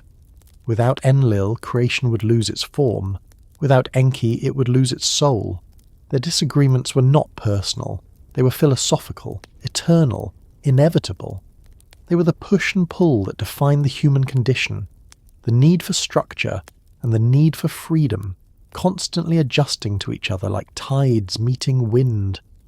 Their relationship also reflected how the Sumerians saw themselves. The kings who ruled by Enlil's decree were expected to maintain order and justice. The priests who served Enki were expected to interpret signs, heal sickness, and mediate between divine and mortal. One governed through command, the other through knowledge. The state and the temple were built on the same dual foundation that the gods embodied. Society worked only when both forces cooperated. When they did not, famine and chaos followed. The brothers' story extended beyond their divine quarrels. It became a way to understand the natural world. The wind and the water were forever interacting, sometimes harmonizing, sometimes clashing. When the winds carried rain, the people thanked both. When they brought storms, they prayed for reconciliation. The land itself seemed to mirror the tension between them. The rivers would overflow, reshaping the earth, while the dry winds would come later to dry and harden it again. Each acted upon the other, never ending, never truly at rest. The Sumerians lived within that rhythm, aware that harmony was always temporary, always earned anew. There were moments in the myths when Enlil and Enki worked together in perfect unity. When the first cities were built, Enlil provided the structure, the laws, the order, the sanctity of kingship. Enki provided the means, the engineering, the wisdom, the knowledge of irrigation and measurement. Together they shaped civilization, though they often disagreed about how it should be maintained. Enlil wanted obedience from humanity, a people who would uphold divine order without question.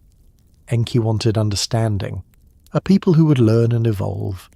Both visions were valid, and in their tension, humanity found its identity, half obedient, half rebellious, constantly striving to reconcile the two.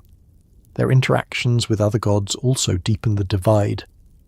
Enlil's circle consisted of those who upheld hierarchy. Ninlil, his consort, who governed the air and grain. Nanna, their son, who ruled the moon and time. Enki's companions were the inventive and the nurturing.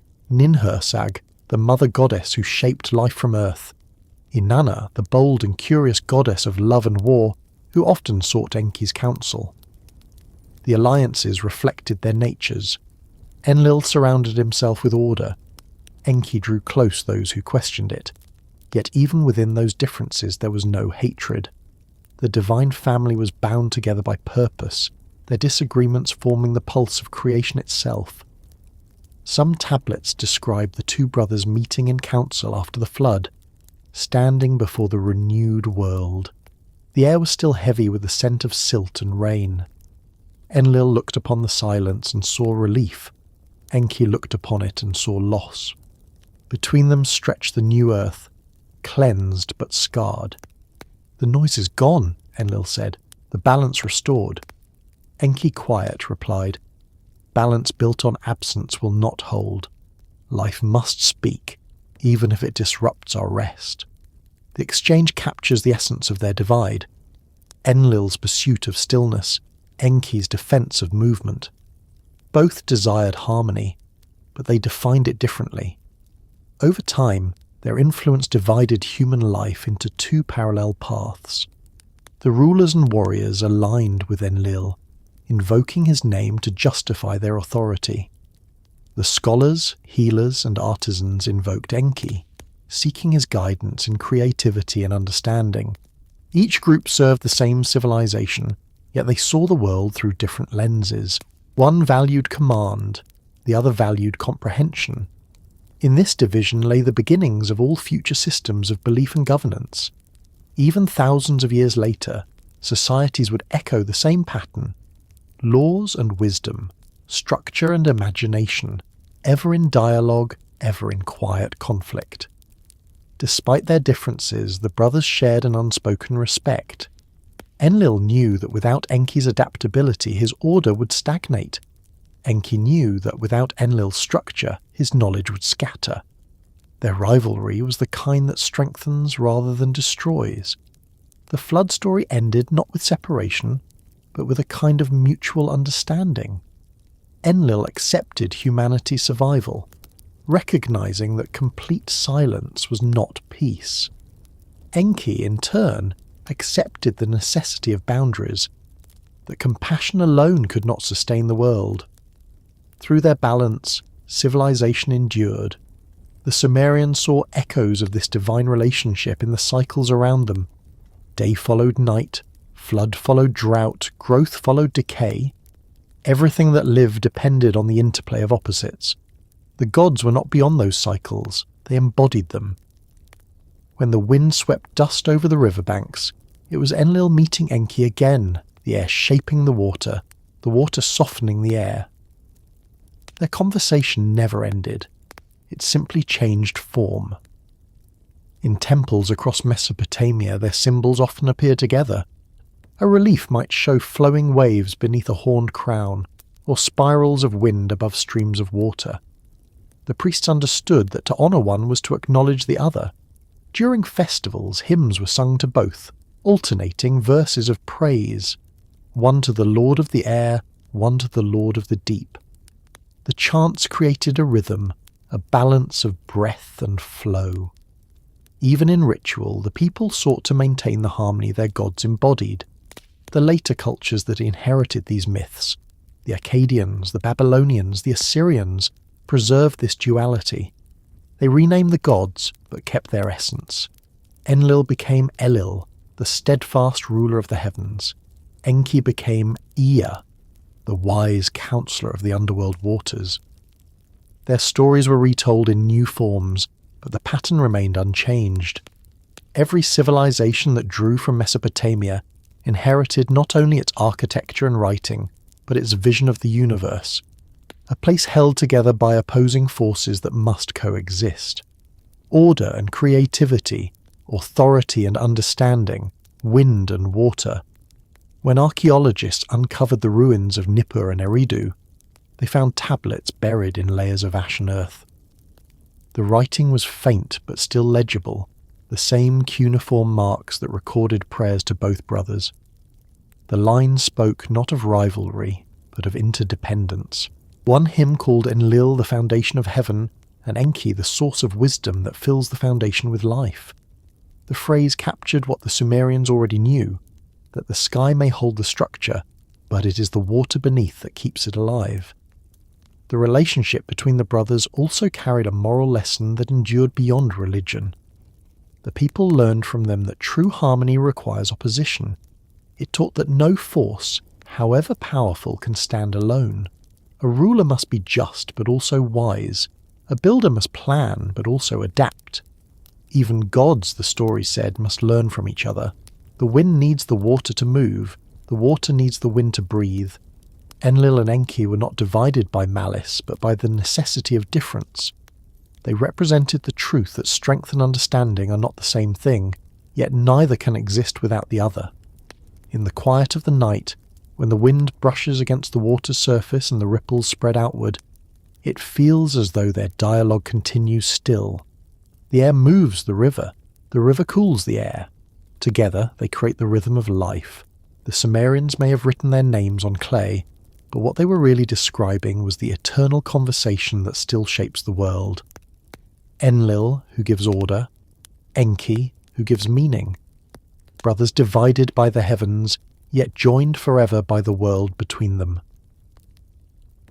There is a moment in every creation story when silence becomes too heavy to endure, when the universe, filled with potential but empty of sound, seems to demand company. The Sumerians believed that before humanity the world was unfinished. The rivers flowed, the winds moved, the gods themselves worked tirelessly to keep the heavens and the earth in balance. But even divine beings grew weary. The labour of tending creation, of managing the fields, the animals, the waters, became too much. The younger gods, assigned to maintain the daily order, began to murmur in exhaustion. They dug canals, raised mountains, shaped the earth according to Enlil's commands. and one day they refused. They gathered together in the shadow of the great river, and their frustration rose like heat from the ground. The world, they said, needed another kind of being, one that could share their burden. The older gods convened in council to hear their complaint. The Anunnaki assembled in the shining hall, with Enlil presiding and Enki seated quietly beside him. The debate was not simple. To create life was no small thing. It required balance, permission, and consequence. Enlil, ever the guardian of structure, hesitated. He feared that introducing new beings would disrupt the fragile order of the cosmos. But Enki listened to the exhaustion in the voices of the labouring gods. He saw in their weariness the need for innovation, for change, and so he proposed an idea. "Let us fashion a new creature," he said. "Let us shape it from the clay of the earth, from the very matter that sustains us, and give it a spark of our own essence. It will labour not as punishment, but as participation. It will keep the world in motion with us." The council agreed. Some say it was Ninhursag, the great mother, who oversaw the act, guiding Enki's hands as he moulded the first forms. Others say Enki worked alone in the depths of the Abzu, shaping humanity in secret. What the stories agree upon is that mankind was born from a combination of elements: earth, water, and divine blood. The clay provided structure, the water gave life, and the divine essence gave purpose. Enki mixed them together, reciting sacred words that turned matter into flesh. The gods gathered around as he shaped the first humans, their faces reflecting the stillness of wet clay. Then, as the myths describe it, Enki leaned close and breathed life into them. The breath carried not only vitality but curiosity, memory, and awareness. Humanity opened its eyes and saw the world for the first time. The first humans were not kings or warriors. They were workers. Their purpose was simple: to maintain what the gods had created.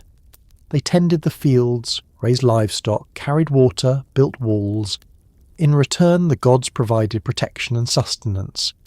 To the Sumerians, this relationship was not servitude, but partnership. Humanity was part of the divine mechanism, a link in the great chain that connected heaven and earth. Each harvest, each offering, each act of creation was a continuation of the first moment when Enki's hands pressed life into the clay. The people were not separate from the gods. They were made from the same material, bound by the same breath. But as with all acts of creation, there were consequences.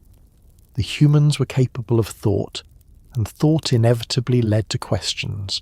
They wondered about the gods who had made them, about the meaning of their labour, about the forces that shaped their lives. They prayed, but they also imagined. They built temples not only to give thanks, but to understand. The priests who spoke to the gods did so in the language of curiosity as much as reverence. It was as if Enki's spark had awakened something uncontrollable, the desire to know. Enlil saw this and worried. He had intended mankind to preserve order, not to challenge it.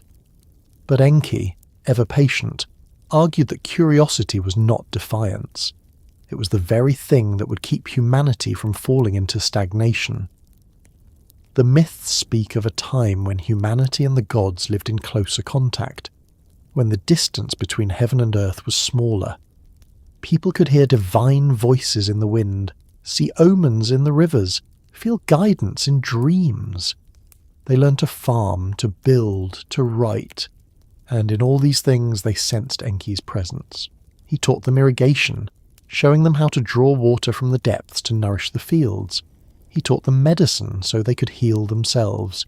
He taught them the art of calculation so they could measure and plan. In every discovery they saw the reflection of their maker's wisdom, and yet the relationship was not without strain. As humanity grew, so did its demands. The temples required more offerings, the fields more workers, the cities more organization. The noise of human life filled the air. Songs, cries, hammers, prayers. Enlil, who valued silence and order, became restless. He looked down from the heavens and saw chaos where there had once been calm. To him, the humans were losing their sense of purpose, forgetting gratitude, growing too loud. His response was swift. He brought droughts, floods, and plagues, hoping to remind them of their place. But Enki intervened again and again, finding ways to preserve the balance without destroying what had been made. It was an unending pattern, authority testing creation, wisdom preserving it. The story of humanity's birth was retold in many forms, each carrying the same core truth, that mankind was a creation of necessity, shaped by compassion and sustained through labour. Some versions say that the gods mixed clay with the blood of Kingu, a rebellious deity whose sacrifice ensured that humanity would inherit both divine intellect and mortal struggle. Others say that the first humans were moulded from dust infused with water from the Abzu, carrying within them the memory of the deep. These were not just metaphors to the Sumerians. They were explanations for the dual nature of human life, the balance between spirit and matter, freedom and duty, divinity and mortality. The idea that humans were made to share divine work shaped every aspect of Sumerian civilization. Labour was sacred. To cultivate a field was to imitate Enki's act of shaping clay. To build a city was to extend the work of the gods. Even writing, their greatest invention, was seen as a divine act, capturing thought in form, just as Enki had captured essence in matter. The scribes who pressed cuneiform into clay tablets were not mere record keepers. They were participating in the continuation of creation. Each mark was a small echo of the first impression that gave humanity its shape. In temples across Sumer, rituals reenacted the making of mankind. Priests recited hymns that described Enki's mixing of the clay, his careful crafting of limbs and faces, his breathing of life. Offerings of bread, beer, and oil were placed on altars as symbols of gratitude for that original creation. The act of worship was not just remembrance, it was renewal. Each ceremony reaffirmed the connection between human and divine. The people believed that as long as they honoured the gods, the breath of life, Enki's gift, would continue to move through them and through the world. But creation is never static. The humans, having inherited curiosity, began to innovate. They built cities larger than any before, developed trade routes that stretched across deserts and mountains, and crafted laws to govern themselves. Some began to see themselves as independent, as masters of their own destiny. To Enlil, this was dangerous. To Enki, it was inevitable. The gods, in giving life and thought, had also given the capacity for independence. Humanity's growth was not a mistake. It was the natural unfolding of creation. Yet it also meant that the gods would have to accept a world where their influence was no longer absolute. There are fragments of tablets that describe the first humans not as helpless, but as bold. They built temples not out of fear, but out of pride. Monuments to the partnership between heaven and earth. They celebrated festivals in honour of their creators, but they also celebrated themselves, the living proof that clay could hold divine fire. In those celebrations, the gods saw their reflection, imperfect, noisy, ambitious, but alive. Enki took joy in it. Enlil perhaps felt unease. The brothers had built the world together, but now they were witnessing its transformation, the rise of beings who could think, question, and act beyond divine command. Some hymns speak of Enki walking among his creations, disguised as a man, listening to their conversations, watching them work. He was not there to command, but to learn. He saw their kindness, their cruelty, their mistakes, their triumphs. He saw that they loved and feared and built and destroyed, and in that complexity he recognized something of the gods themselves. Humanity was not a simple copy. It was evolution. The Sumerians understood this intuitively. To them, the divine spark was not perfection but potential, the ability to grow, to adapt, to learn. That was Enki's true gift. When Enlil saw how humanity had flourished, he began to reconsider his view. The people's prayers filled the temples, their offerings sustained the divine order, and their labour maintained the world. Without them, creation would fall back into stillness. The noise that once irritated him became the pulse of life. The gods needed humans as much as humans needed gods. This realization marked a turning point in the myths. The relationship between divine and mortal ceased to be one of mere command and obedience. It became interdependence. The making of mankind in this light was not an isolated event but a continuing process. Each generation was a new shaping of clay, a new breath of life. Every discovery, every act of creation was an echo of Enki's first act. The Sumerians lived with this awareness.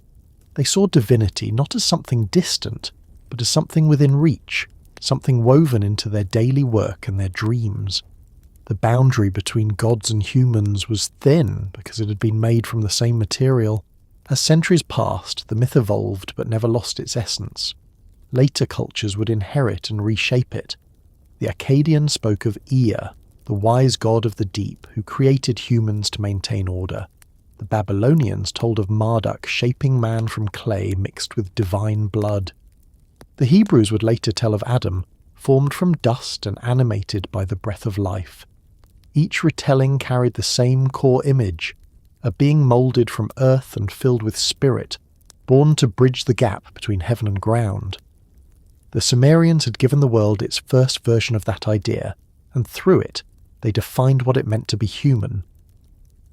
In the ruins of Eridu, archaeologists found fragments of tablets describing the ritual of creation, the words that priests once recited as they poured water into clay. The lines are simple, but powerful. You are formed from the heart of the earth. You're filled with the breath of the deep. Walk, and the world will move with you. Those words capture the essence of the Sumerian worldview, that existence is participation, that life itself is a sacred act. Humanity was not an accident or an afterthought.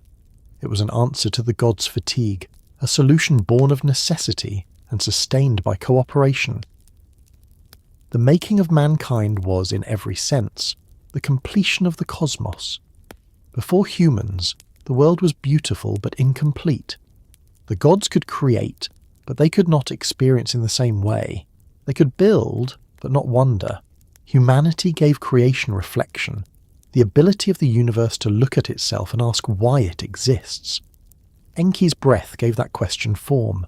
Every thought, every dream, every act of learning was an extension of that first divine exhalation.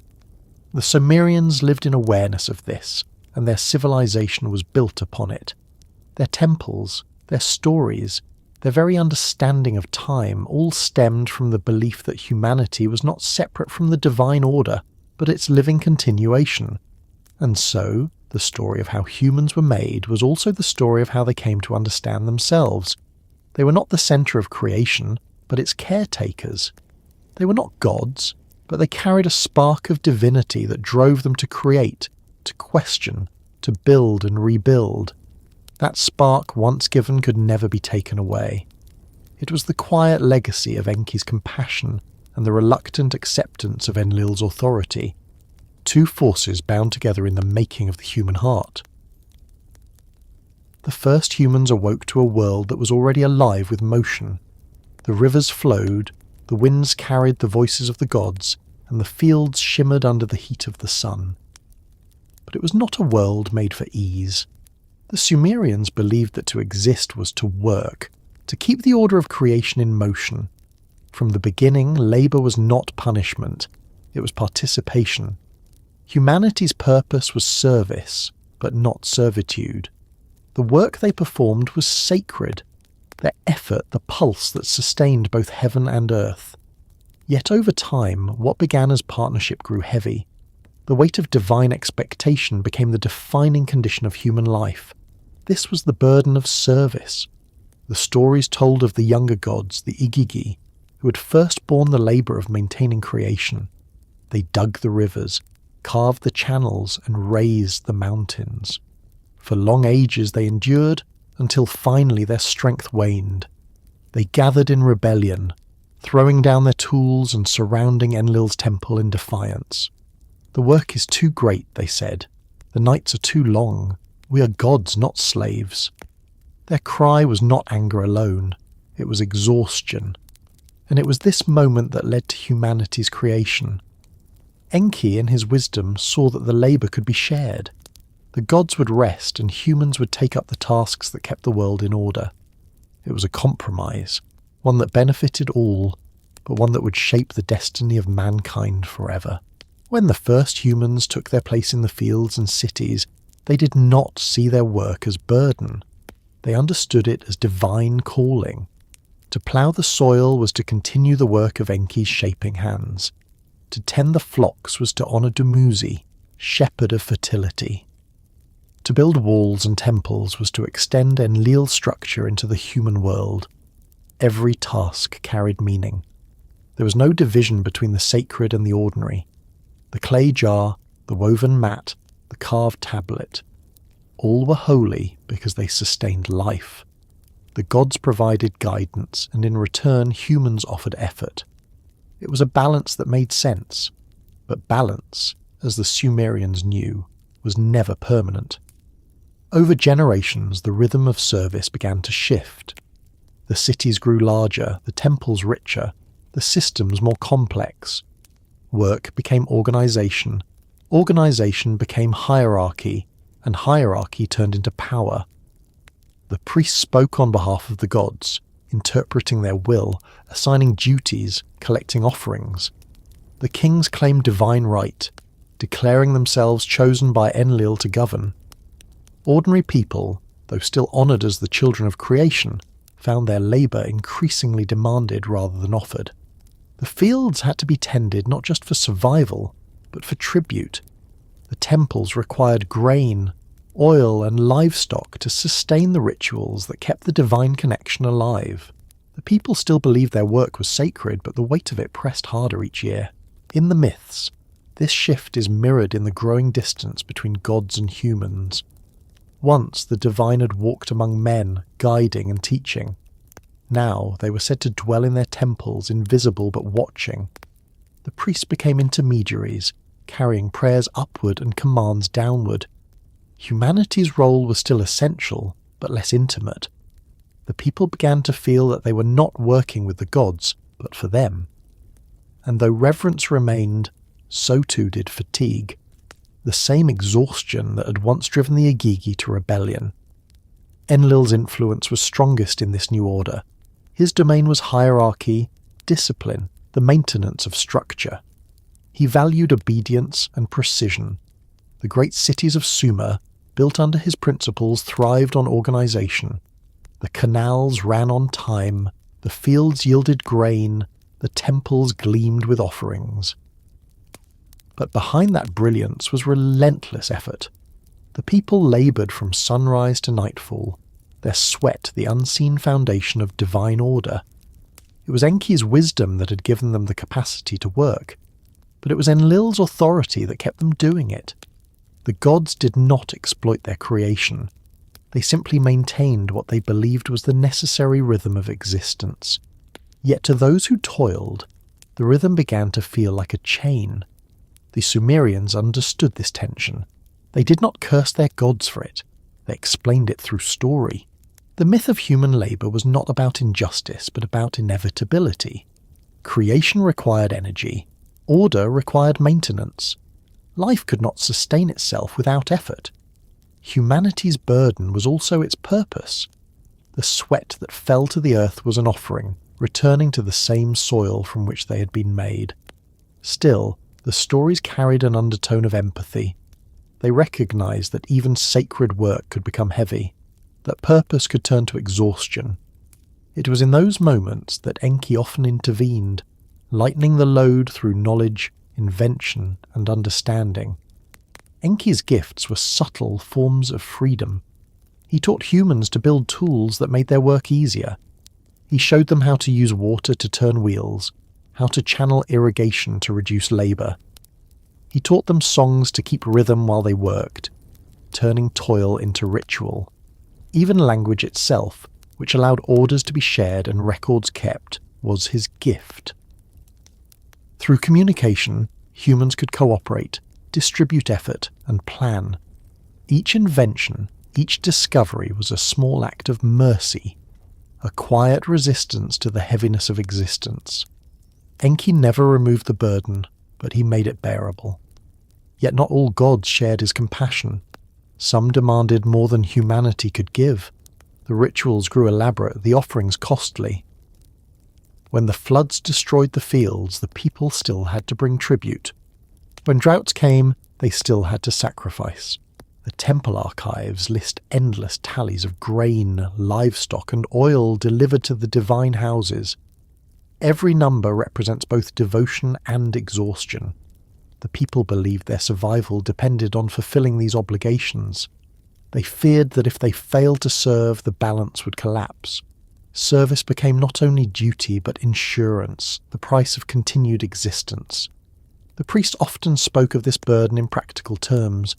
They said the gods needed attention, that divine energy weakened if not sustained by human worship. Each ritual, each offering was a form of nourishment. The gods fed on praise, not food, but without it, they would grow distant. The people, in turn, would suffer. It was a cycle of dependency, but also of meaning. Through their labour, humans affirmed their place in the universe. To stop working was to risk fading into nothing. Still, there were whispers in the myths, moments when even the gods questioned whether the balance was fair. In one tale, Enki visits the earth in disguise and listens to a group of labourers resting by the canals. Their hands are cracked, their backs bent, but they speak not with anger, only weariness. One says, "The fields never rest. The gods do not see how long the day is." Another answers, "Perhaps they do, but perhaps they cannot help it. They need us as we need them." Enki, hearing this, feels both pride and sorrow. His creation has understood the truth, but that truth carries pain. When he returns to the council, he tells Enlil, "The burden weighs heavy on them." Enlil replies, "It weighs heavy on us all." The story ends not with resolution, but with acknowledgement.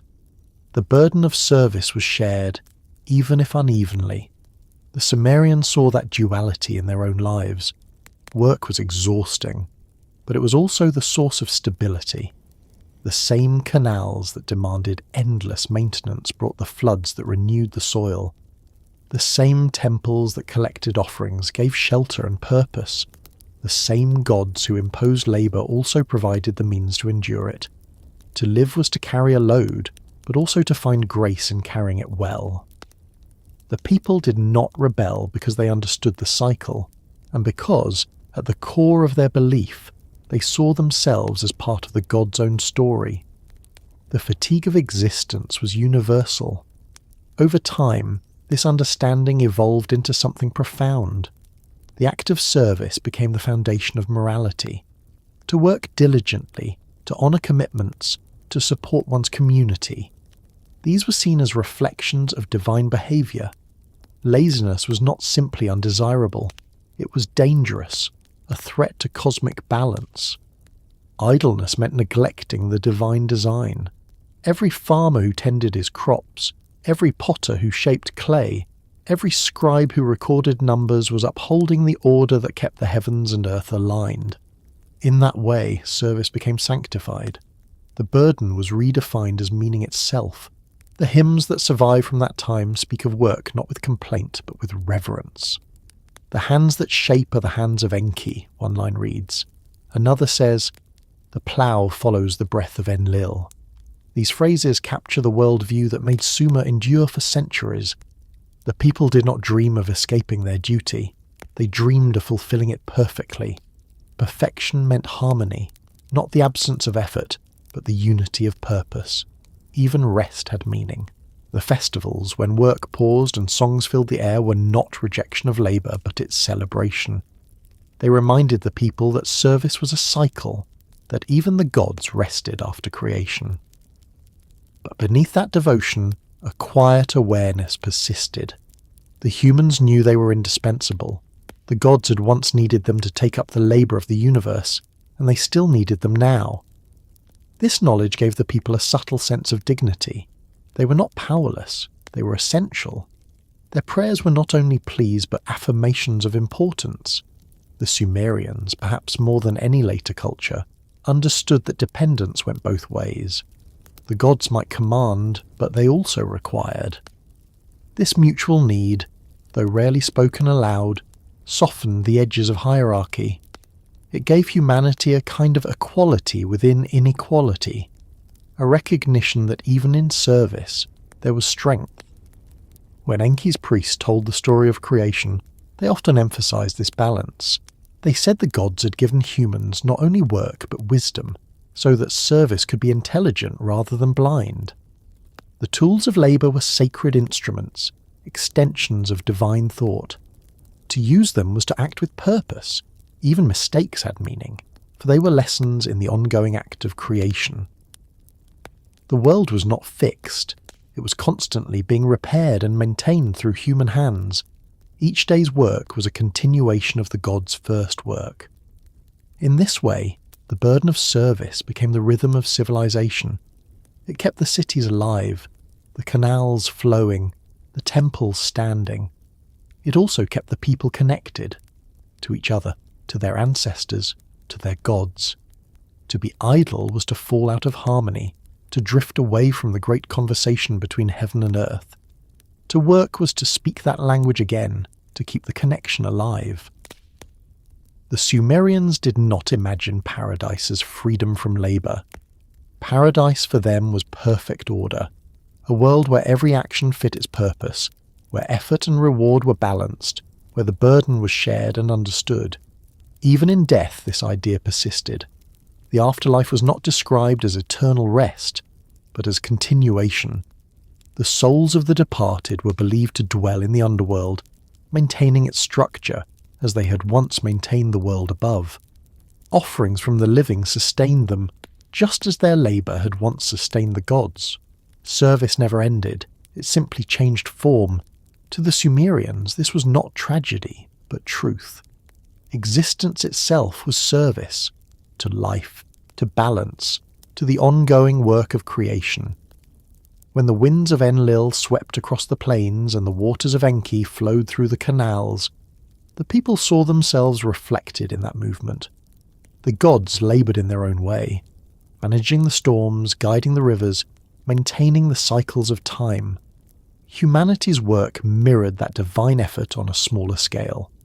Together, they formed the two halves of a single mechanism, one visible, one unseen. The burden of service was heavy, but it was shared across the cosmos. Every plough, every chant, every act of creation was part of that shared weight. The Sumerians lived and died within this understanding. They did not seek to escape it, only to honour it. To them, fulfilment was not in freedom from labour, but in the knowledge that their work had purpose, that it contributed to something vast and eternal. The fields they ploughed would feed their children, the temples they built would stand for generations, the prayers they whispered would rise into the wind and join the endless voice of the divine. That was enough. That was meaning. And in that quiet acceptance they found peace within the burden they carried. The flood was not a story of water alone.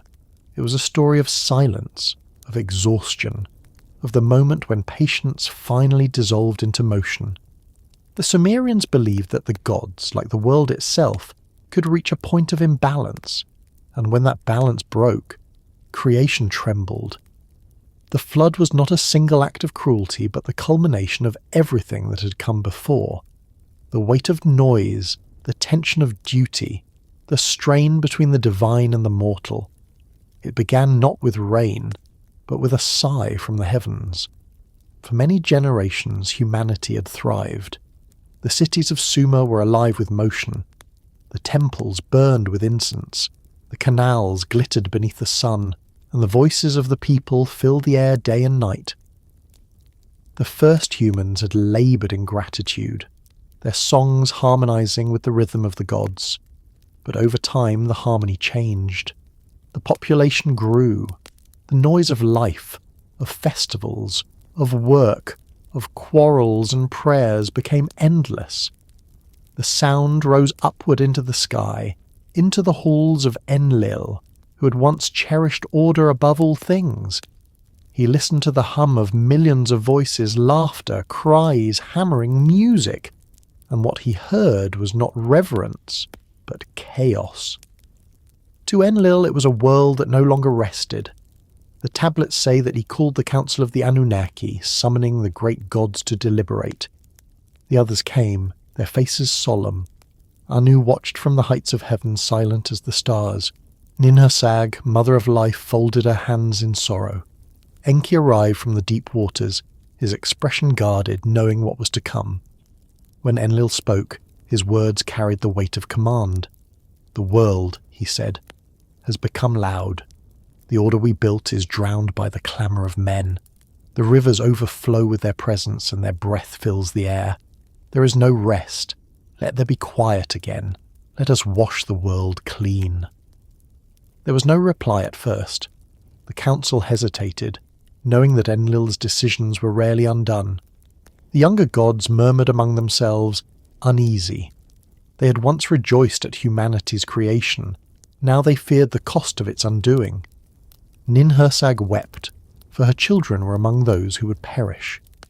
Enki bowed his head, torn between loyalty and compassion. He understood the reasoning. The imbalance was real, but he could not accept the method. To destroy everything was to destroy the very purpose of creation. Yet he remained silent, bound by the oath of the council. The decision was made. Enlil decreed that the waters would rise, that the wind would howl, that the flood would cleanse the earth. The gates of the heavens would open, and the fountains of the deep would break. It was not revenge.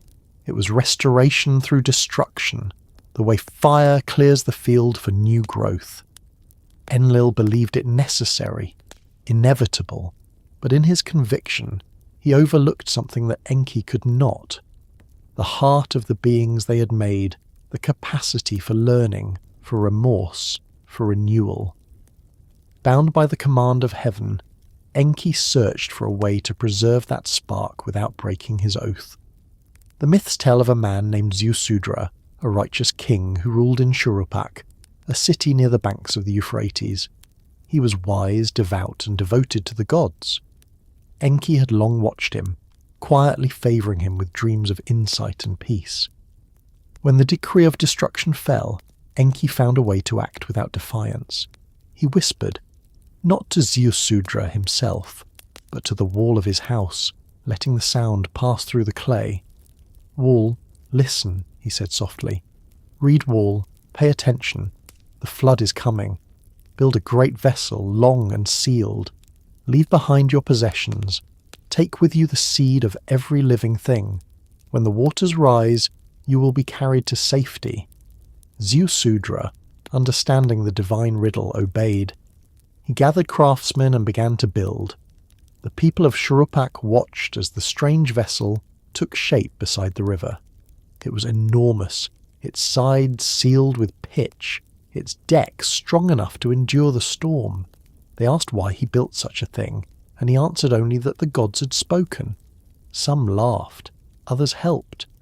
The work continued for days and nights, the sound of hammers echoing through the air like a heartbeat before the storm. Then the sky darkened. The wind shifted. The smell of rain filled the air, thick and electric. The first drops fell slowly, softly, as though testing the earth. Then came the roar. The heavens opened, and the waters poured down in torrents. The rivers overflowed, merging into a single sea that swallowed the fields. The canals, once carefully measured, disappeared beneath waves. Houses crumbled, trees vanished, and the cries of the people were swept away by the rising flood. The wind screamed across the plains, Enlil's breath unleashed. For 7 days and 7 nights the storm raged. The gods themselves trembled at its force. Even Enlil in his fury was silent as he watched the world drown. The temples disappeared beneath the waves. the ziggurats vanishing one by one like candles extinguished by wind. Only Ziusudra's vessel remained, tossed upon the endless waters. Inside he waited in darkness, surrounded by the sounds of the storm, the groaning of wood, the rush of waves, the distant cries of unseen things. He prayed to the gods, to Enki, to the air itself. He did not know if anyone could hear. Far above, in the assembly of the gods, regret began to seep in. The silence that followed the destruction was heavy. The laughter of humankind, once unbearable to Enlil, was gone, replaced by emptiness. The gods grew restless, uneasy in their victory.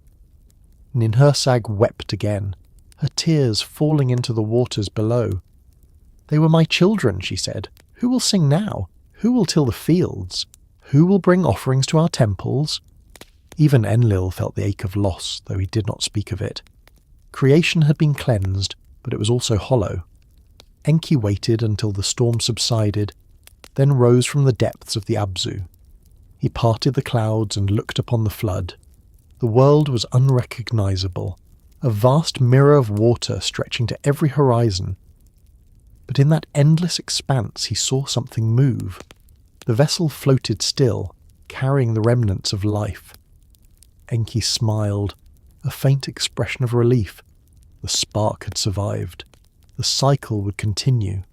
He guided the winds to calm, whispering to the waters to recede. Slowly the flood began to withdraw. The rivers found their paths again. The first mountain tops emerged like islands in a silver sea. When the vessel came to rest upon the land, Ziusudra stepped out into the new world. The air was damp and cold, filled with the scent of silt and renewal. Around him, the earth was silent, as if listening. He built an altar and offered sacrifice to the gods, not out of fear, but gratitude. He poured wine and oil, burned wood and herbs, sending smoke into the sky. The scent rose upward, and the gods, drawn by it, gathered once more. They smelled the offering and remembered what they had lost. Enlil came among them, his face still stern, but softened by the silence that had become unbearable. When he saw Ziusudra alive, he was first angry, believing his command had been defied.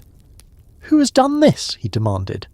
"Who has saved what I decreed to end?" The other gods looked to Enki. For a moment the air was heavy with unspoken words. Enki stepped forward, his voice calm. "It was not disobedience," he said. "It was mercy. You desired silence, and now you have heard it.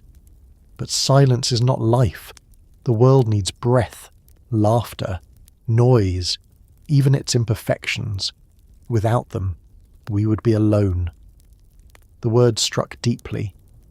Enlil looked at the man standing on the new earth, at the smoke rising from the altar, at the faint hum of wind returning to the world. He realized that order without life was nothing more than emptiness. Slowly he nodded. "So be it," he said. "Let the world begin again, but let it be measured.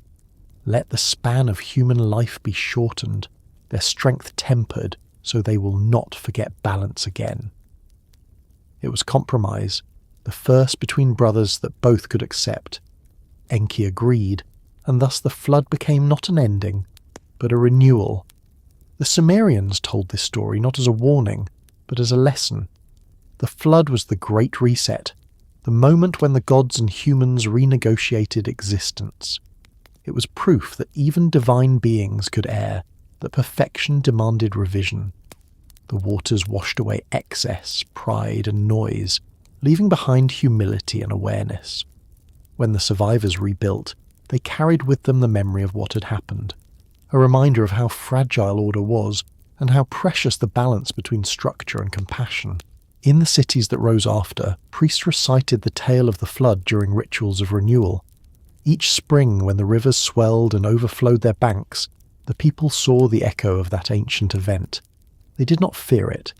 They accepted it as part of the cycle. The flood destroyed, but it also restored fertility to the land. It was the rhythm of life itself, the breath of Enlil and Enki alternating through time. The people built walls and canals not to defy the waters, but to cooperate with them, to guide rather than resist.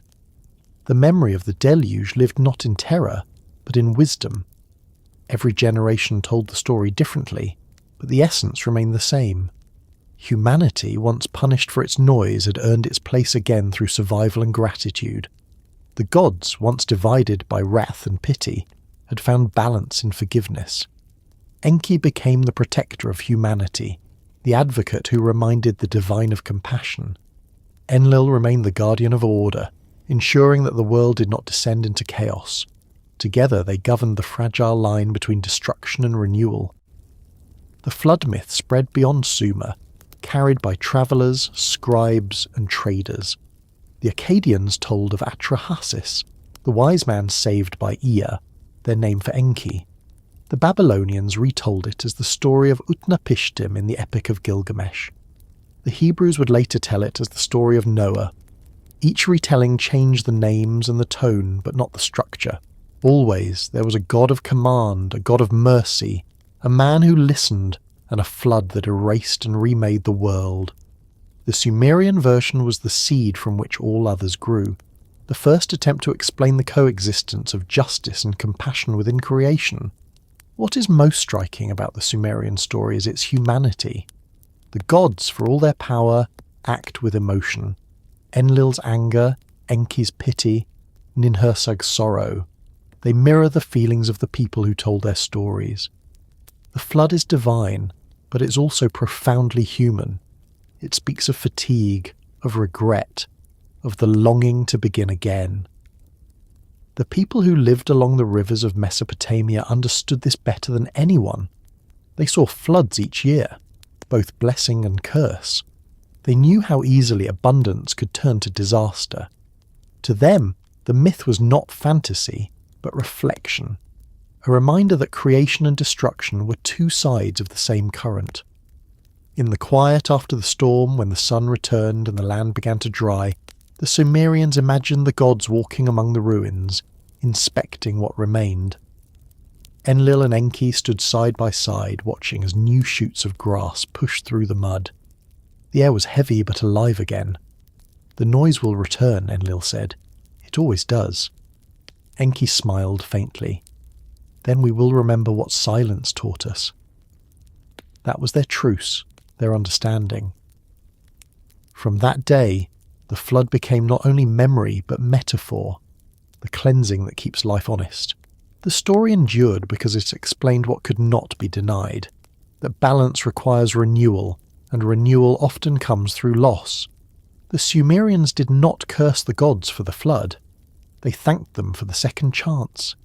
The survivors rebuilt, planting fields, restoring temples, writing new tablets to replace the ones washed away. They told their children of the time when the world had been silent, so that they would never forget the value of sound, of motion, of life. And as the rivers continued their ancient rhythm, swelling, receding, nourishing, destroying, the people lived within that truth. They did not see the flood as punishment, but as conversation. The gods spoke through water, humanity replied through endurance. Each side learned from the other. And though Enlil's wrath and Enki's compassion would meet again in other forms, the memory of that great cleansing remained the centre of their story, a testament to the fragile peace between the power that commands and the wisdom that forgives, and to the enduring spirit of a world that learns, even after the deepest waters have passed. When the waters of the great flood receded and the world found its rhythm again, humanity began to rebuild. The mud left behind by the retreating currents was fertile and deep, rich with the silt of renewal. Out of that mud rose the first walls, the first temples, the first attempts to reclaim what had been lost. The people of Sumer did not see themselves as starting over, but as continuing a story that had merely paused. They knew the gods still watched. The rivers still carried the memory of the deluge, and from that awareness came one of the most enduring creations of human civilization, the ziggurat. To the Sumerians, the ziggurat was not just a structure of stone and clay. It was a mountain made by hands. a bridge between the heavens and the earth. It rose above the flat plains, visible from miles away, its steps climbing toward the sky in measured layers. Each level represented a boundary crossed, a connection between the mortal and the divine. It was both monument and message, an architectural declaration that humanity remembered its makers and still sought their presence. But beneath its grandeur lay something more, a network of secrets, not of deception, but of knowledge. The ziggurats held within their foundations the quiet memory of the gods' design. The Sumerians built their temples as living systems, not static monuments. Every chamber, every passage had purpose. The base symbolized the earth, the middle levels represented the heavens, and the summit was the point where the two met. On that high platform the priests would perform their rituals, burning offerings whose smoke drifted upward to the gods. From below, the people would watch the columns of incense rise, merging with the clouds, and they believed their prayers travelled with it. The air that carried the smoke was Enlil's domain. The water used for purification belonged to Enki, and the very bricks of the temple bore the mark of both brothers. The structure itself was a conversation between wind and water, order and wisdom, heaven and earth. The largest and oldest of these, the ziggurat of Eridu, was said to stand directly above the Abzu, the subterranean ocean of Enki. The priests there believed that the temple was not merely built upon the earth, but anchored into the hidden depths where the god of wisdom dwelled. At night, when the air cooled and the sounds of the city faded, they claimed to hear the faint murmur of water moving beneath the stone. Enki's voice, still whispering guidance from below. To descend into the lowest chambers was to approach the threshold between mortal and divine, to come near the source of the knowledge itself. The priests guarded these places with devotion and care. They were not mere caretakers, but interpreters of the cosmic order. They maintained the sacred fires, purified the waters, observed the stars, and kept the calendar aligned with the will of the gods. In their view, every act of maintenance was an act of worship. To sweep a floor, to polish a vessel, to repair a broken step, all of it restored harmony to the world. The ziggurat was not only a place to praise the gods, it was a mechanism for preserving balance. Its rituals mirrored the cycles of nature, ensuring that time itself continued smoothly. The structure, like creation, had to be tended constantly. Each brick was moulded by hand, inscribed with the king's name and the symbols of the gods. It was believed that to build a ziggurat was to participate in divine work, to help stabilize the axis of the world. The kings who commissioned these vast temples presented themselves not as rulers of men but as servants of heaven. Their authority flowed from the divine hierarchy. By building a ziggurat, they were reaffirming their alignment with the cosmic order, established by Enlil and Enki. It was an act of devotion and ambition at once, the desire to honour the gods and to draw their presence closer to the city that bore their name. Over time, these temples became the centre of urban life. Around them, markets thrived, homes multiplied, and the hum of civilization filled the air once more. The ziggurat was the heart of every city, visible from every street, its shadow touching every life. The people believed that as long as the temple stood, the gods remained near. When drought threatened, they prayed at its gates. When floods returned, they climbed its steps for safety. It was sanctuary and symbol, protection and reminder. Its height was a promise that humanity had learned from the flood, that they would never again forget their dependence on the heavens. But the Sumerians also believed that what lay beneath the ziggurats mattered just as much as what rose above.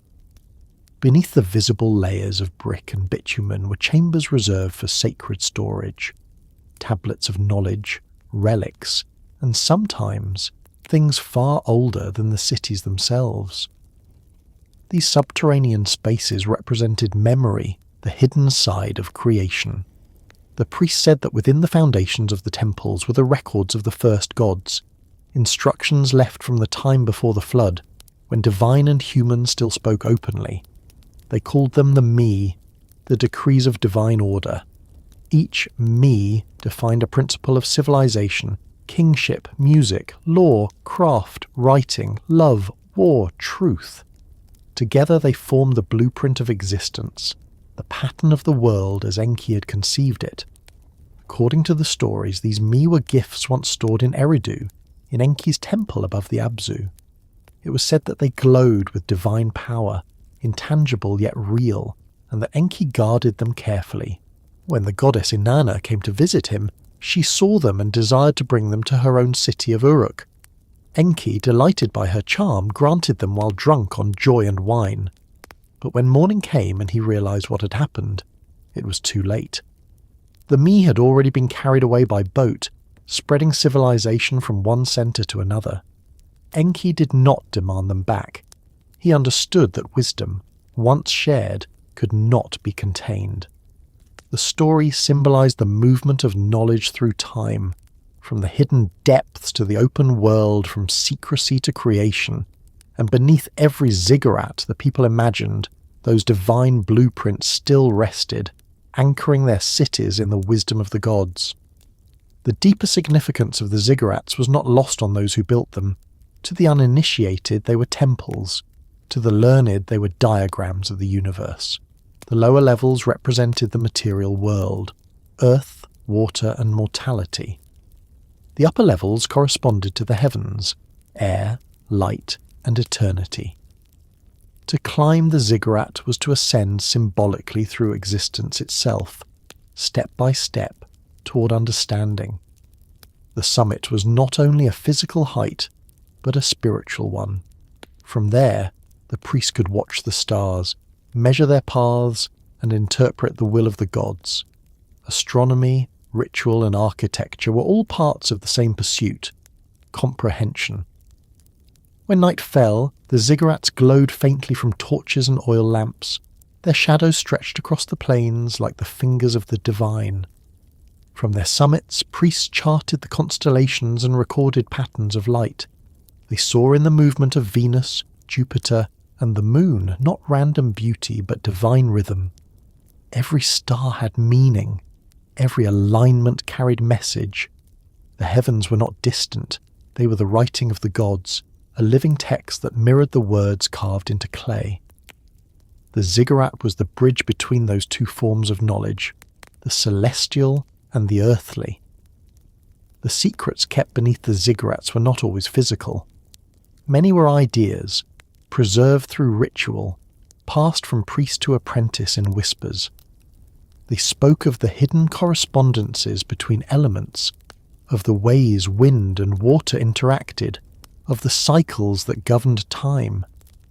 They believed that Enki had placed in the earth invisible threads connecting everything, the rivers, the stars, the hearts of men.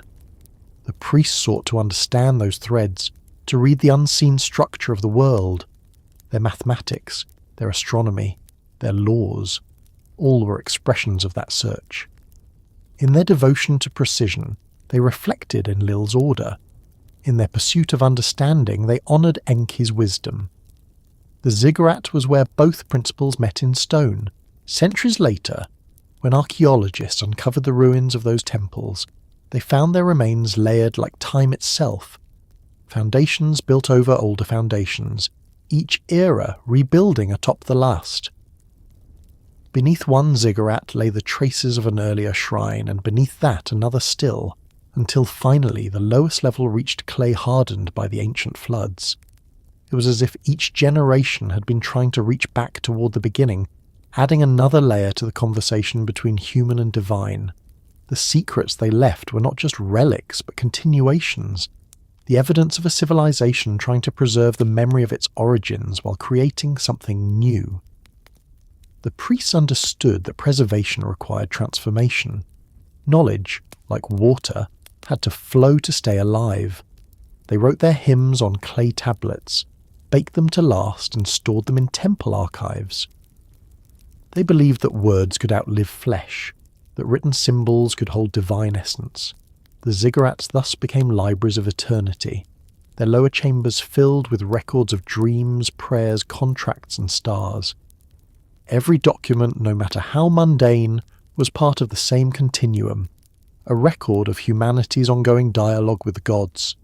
In time, new cities rose, Ur, Uruk, Lagash, Nippur, each with its own great temple.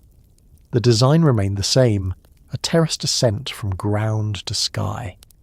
Each king sought to build higher than the last, not in arrogance, but as devotion.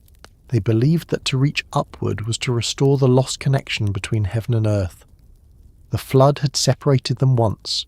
The ziggurat was the promise that the separation was not permanent. Every brick laid was a gesture of reconciliation. The gods might dwell above, but their memory remained below, in the clay of the foundations. There were whispers, however, that beneath some of these temples lay things not meant for human eyes. The oldest priests spoke of hidden chambers sealed by divine command, containing knowledge too powerful or too sacred to reveal. Some said they held relics from before the flood, devices of the gods, written tablets of fire that could speak or glow.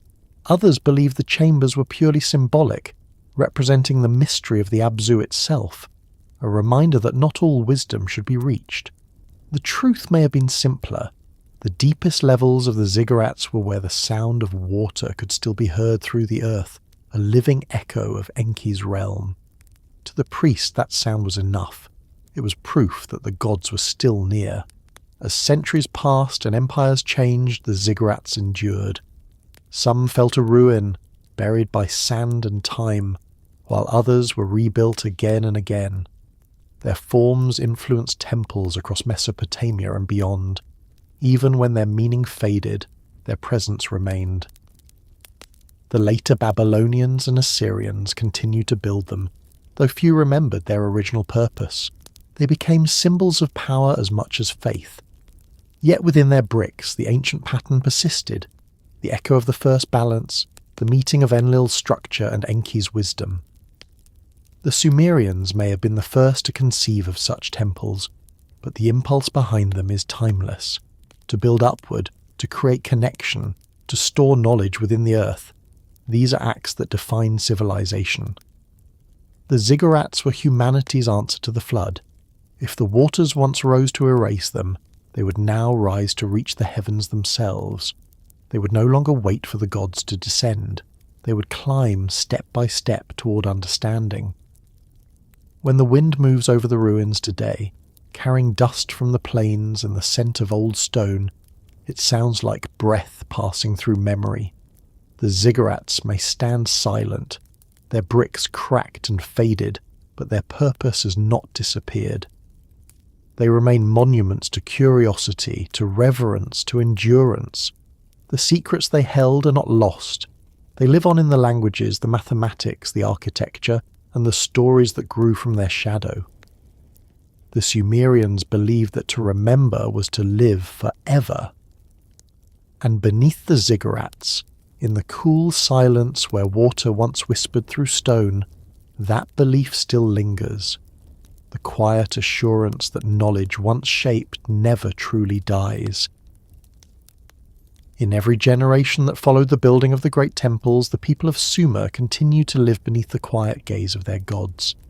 They tilled the land, drew water from the canals, and sang hymns to the sky. But beneath the rhythm of their daily life, there was something else at work, a restlessness that could not be contained. Humanity had been made to serve, to maintain order, to participate in creation through labour. Yet within that purpose, there was a spark that could not be controlled. It was curiosity, the same impulse that had once moved Enki to shape them from clay and divine breath. It was both gift and burden, the unseen inheritance that distinguished humanity from the rest of the living world. And in the old stories it is said that Enki gave that gift deliberately. The Sumerians believed that knowledge was not something discovered but something revealed. It came from the divine, from the Abzu beneath the earth, where the god of wisdom dwelled. Every art, every skill, every form of understanding had its origin there. Enki had stored these gifts, the me, the sacred decrees of existence, within his temple at Eridu. They define the structure of civilization, how to build, how to speak, how to rule, how to heal, how to love, how to wage war, how to write, how to sing. Each one was a fragment of divine order, a reflection of the logic that held the cosmos together. But Enki, unlike many gods, did not hoard these powers. He believed that wisdom was not diminished by sharing it. He believed that knowledge was life's natural expression, and that withholding it was the same as suffocating the world. When he looked upon humanity, fragile, flawed, endlessly curious, he saw the potential for something greater. The other gods saw them as labourers, servants who maintained the balance through obedience. Enlil especially valued control and restraint. He feared that too much knowledge would lead to disorder. Enki saw the opposite. To him, ignorance was the true danger. A people who could not understand their world would destroy it without meaning to. And so, quietly, he began to share his wisdom. He did not give it all at once. He taught by whispers, by signs, by dreams. He sent inspiration to the builders who shaped cities from mud brick and water. He guided the scribes who pressed cuneiform into clay, teaching them to preserve words beyond the moment of speech. He spoke to the healers in their sleep, showing them which herbs to mix, which prayers to chant over the sick. He inspired the craftsmen who made tools of bronze, the weavers who discovered patterns, the farmers who learned to guide water and seed in harmony. Every act of learning was a small rebellion against limitation, and every success was an echo of Enki's voice rising through the depths. To the Sumerians, progress itself was sacred because it carried the trace of divine teaching. Every advancement in their civilization, writing, law, architecture, astronomy, was seen not as invention, but as remembrance. They believed they were rediscovering what had been known in the time before the flood, knowledge buried like the Abzu itself, waiting to be uncovered. Enki was not just the giver of wisdom, but the awakener of memory. His gifts were not always comfortable. They often challenged the existing order. Yet that tension was necessary. Without it, the world would have remained silent and still.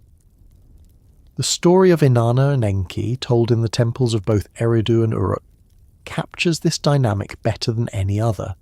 Inanna, the goddess of love, war, and transformation, visited Enki in his temple. She admired the Mi, the sacred powers of civilization, and desired them for her own city. Enki welcomed her as a guest, offered her food and drink, and they shared laughter and conversation deep into the night. As they drank, Enki's heart grew light, and in his generosity he granted her the Me she desired. All of them. Music, writing, leadership, the crafts, the arts of war and love, everything that made the world complete. Inanna took them and departed before dawn, sailing up the river toward Uruk. When Enki awoke and realized what he had done, he sent his servants to retrieve them. But by the time they reached Inanna, she had already brought the Me to her people. The knowledge was free. Enki's messengers reported back that they could not recover the gifts. Enki, after a moment of silence, smiled. "What has been shared cannot be unshared," he said. "Let it be so." The story is not one of loss, but of acceptance. It shows that wisdom, once released, belongs to all.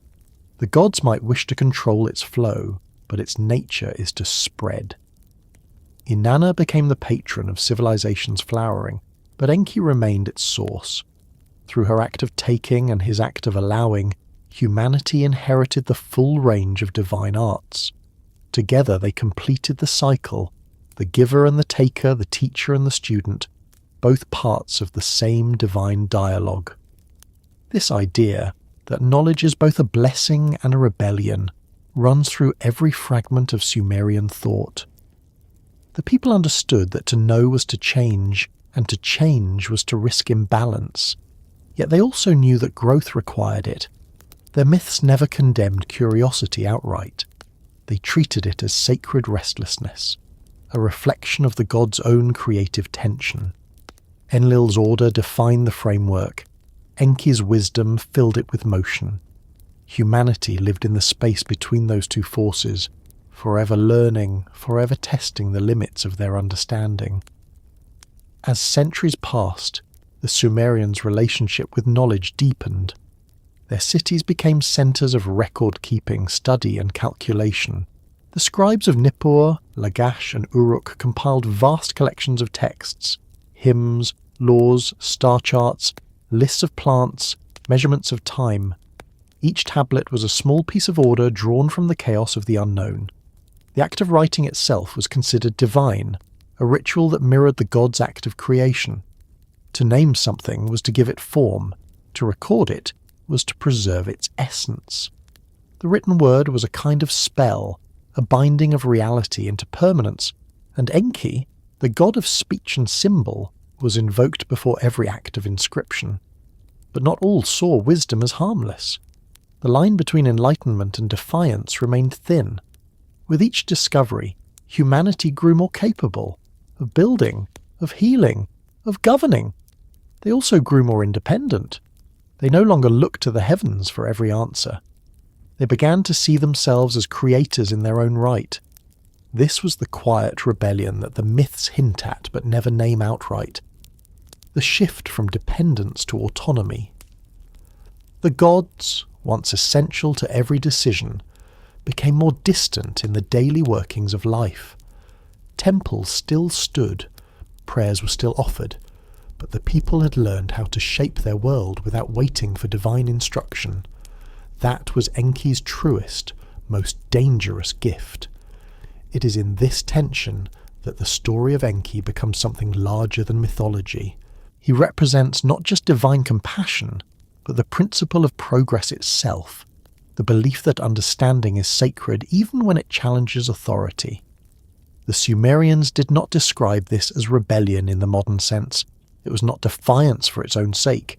It was balance, the correction of rigidity through insight. Just as water wears down stone, wisdom softened the boundaries of divine control. Enlil's rules kept the cosmos intact. Enki's understanding ensured it did not become lifeless. The interplay of the two shaped not only the heavens but the human mind. The mythic pattern that began with Enki spread across cultures and centuries.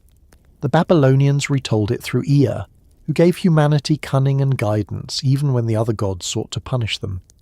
The Akkadians echoed it in their legends of kings, who were both favoured and tested by the gods. The Hebrews would later preserve its essence in their story of the forbidden fruit, knowledge offered and taken, resulting in separation but also awareness. In every version, the theme remains the same.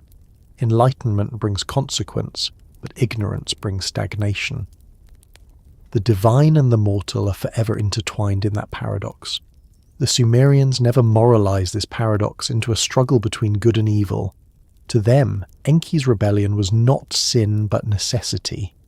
His compassion was the mechanism by which the world adapted. His gifts did not destroy the balance, they renewed it. When humanity learned new arts, they also assumed new responsibilities. Each discovery required discipline. Each innovation demanded humility. Knowledge, in their view, was a living thing. It could nourish or consume, depending on how it was tended. That understanding is why their civilization lasted so long. They approached wisdom with reverence, not greed. They sought to preserve it through ritual, to balance it with devotion. In the rituals of Eridu, the priests would pour water into sacred basins, reflecting the stars above. They believed that when the surface rippled, it mirrored the movement of the divine mind, Enki's thoughts passing through the world. They chanted his name as they studied the reflections, asking for insight, not power. Their goal was never to conquer nature, but to understand it enough to live in harmony with it. In this way, knowledge remained sacred, not weaponized. It was rebellion only in the sense that it questioned blindness. Still, the potential for misuse lingered like shadow behind light. The later kings, who inherited the tablets of wisdom, often used them to strengthen their rule. The laws inscribed in stone, the records of tribute and trade, these were expressions of knowledge as control. Enki's gifts could serve compassion. but they could also serve power. The Sumerians recognized this and warned of it in their hymns.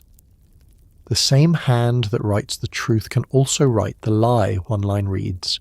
The same water that gives life can drown. They understood that rebellion, when untethered from purpose, became chaos. Balance remained the eternal condition of existence. In their schools, young scribes were taught not only how to read and write, but how to respect what they recorded. They memorized the myths of Enki and Inanna, the flood, the creation, the order of the cosmos. They learned that every act of learning was a continuation of divine work. To seek understanding without arrogance, to question without destroying. This was the lesson of the God of wisdom. His rebellion was thoughtful, his generosity disciplined. It was not noise against silence, but melody within it. When night fell over, Sumer and the priests climbed the ziggurats to observe the stars. They carried tablets covered in calculations. They traced the paths of the planets, noting patterns that repeated across years. They began to predict eclipses, solstices, the changing of seasons. What they were doing, though they did not name it as such, was science, the transformation of observation into understanding, and in every number, every alignment they saw Enki's presence. The god who had once whispered to walls now whispered through equations. The same impulse that had taught the first humans to dig canals now guided their descendants to measure time itself. The Sumerians may not have used the word rebellion, but they lived its meaning every time they learned something new. Their civilization was built on the balance between faith and inquiry, devotion and discovery. Enki embodied that balance perfectly. He taught that to question was not to reject, but to honor creation by seeking to understand it more deeply. His gifts allowed humanity to build, to heal, to remember, but also to wonder, and in that wondering lay both their greatest strength and their greatest risk. As centuries turned into millennia and Sumer faded into memory, the gifts of Enki did not vanish. They became the foundation of everything that followed. The written word, the measured calendar, the study of stars, the architecture of temples and cities. His spirit lingered in the idea that knowledge is sacred and that its pursuit is the noblest form of devotion. The Sumerians may not have foreseen how far that idea would travel, how many cultures would inherit it, reshape it, and call it their own. But the essence remained unchanged. Enlightenment is not the rejection of the divine, but its continuation through understanding. Even now, when we look back at the ruins of their cities, at the broken tablets and eroded inscriptions, we can still feel that impulse, the drive to know, to build, to question. It is as old as humanity itself. It began in the hands of the first people who shaped clay under Enki's guidance. It was nurtured in the temples where priests whispered to water and stars. It survived every flood, every fall, every forgetting, and it remains, flowing quietly through everything humanity has ever created since. The gifts of Enki were never meant to be hidden. They were meant to live, to move, to change the world, even if, in doing so, they changed the gods themselves. The world that had once been filled with the voices of the gods began, slowly, to grow quiet. The cities still thrived, the rivers still flowed, and the temple still stood in the sun, but something imperceptible was changing. The people of Sumer, who had lived for generations under the presence of the Anunnaki, began to feel that presence fade. The rituals continued as always, offerings placed carefully on the altars, hymns sung at dawn, smoke rising from sacred fires. Yet the gods themselves seemed distant. The air still carried their names, but their answers grew fewer. It was not abandonment, not punishment. It was transition. The time of divine nearness was ending, and humanity was learning to stand on its own. The stories tell of how the Anunnaki once walked among men, not as phantoms or visions, but as beings who shared the same air, the same ground, the same light. They ruled from their temples, guided kings, shaped laws, and decided the fates of nations. Their presence defined every aspect of life. Enlil commanded the winds and decrees. Enki whispered through the waters and dreams, Inanna moved through love and war, Ninhursag shaped the fertility of the land. Together they kept the order that had begun at creation, each god fulfilling a role in the endless balance between chaos and harmony. But creation was a living thing, and like all living things, it evolved. The gods had given humanity life, and humanity had learned to sustain it. In doing so, they made the world ready for a new kind of order, one where divine guidance no longer required divine proximity. In the beginning, the signs of departure were subtle. The oracles who once heard clear voices began to receive symbols instead. Patterns in dreams, omens in the sky, feelings rather than words. The priests noticed that the rituals, though still sacred, no longer brought the same immediate answers.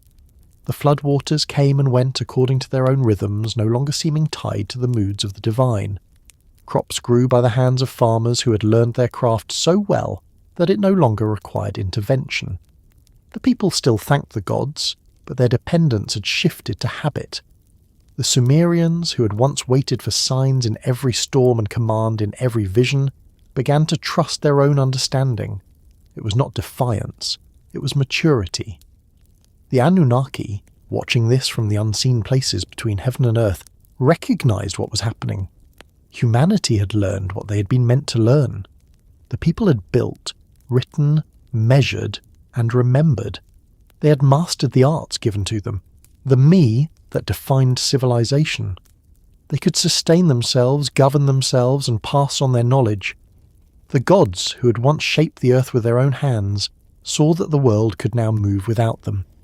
There was a melancholy to it, a quiet pride mixed with loss. They were no longer necessary in the way they had been. The creation they had nurtured was ready to walk forward alone. Among them, Enki understood this most clearly. He had always known that wisdom, once shared, would lead to independence. The moment he gave humanity the spark of knowledge, their evolution had begun. He did not see their growing self-reliance as a threat, but as fulfillment. The purpose of the teacher is to make the student capable of continuing without instruction. And so, when the time came for the gods to retreat, Enki accepted it with calm resignation.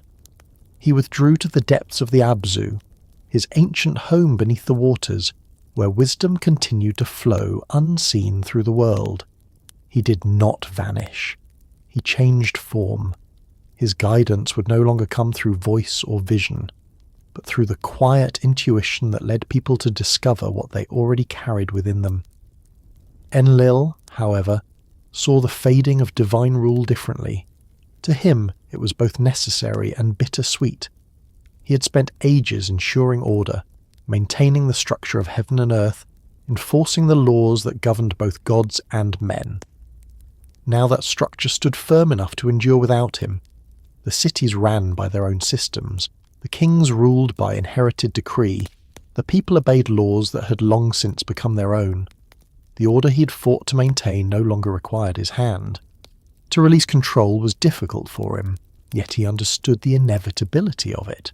Power, he realized, was never meant to last forever in its original form. It had to transform, or it would destroy what it had built. One by one, the Anunnaki withdrew. Some returned to the heavens, others to the earth's hidden places. Their temples remained, but their presence became symbolic. Their statues the vessels of memory, their myths the channels through which they would continue to exist. The Sumerians did not see this as disappearance but as transformation. The gods were not gone. They had simply moved beyond visibility.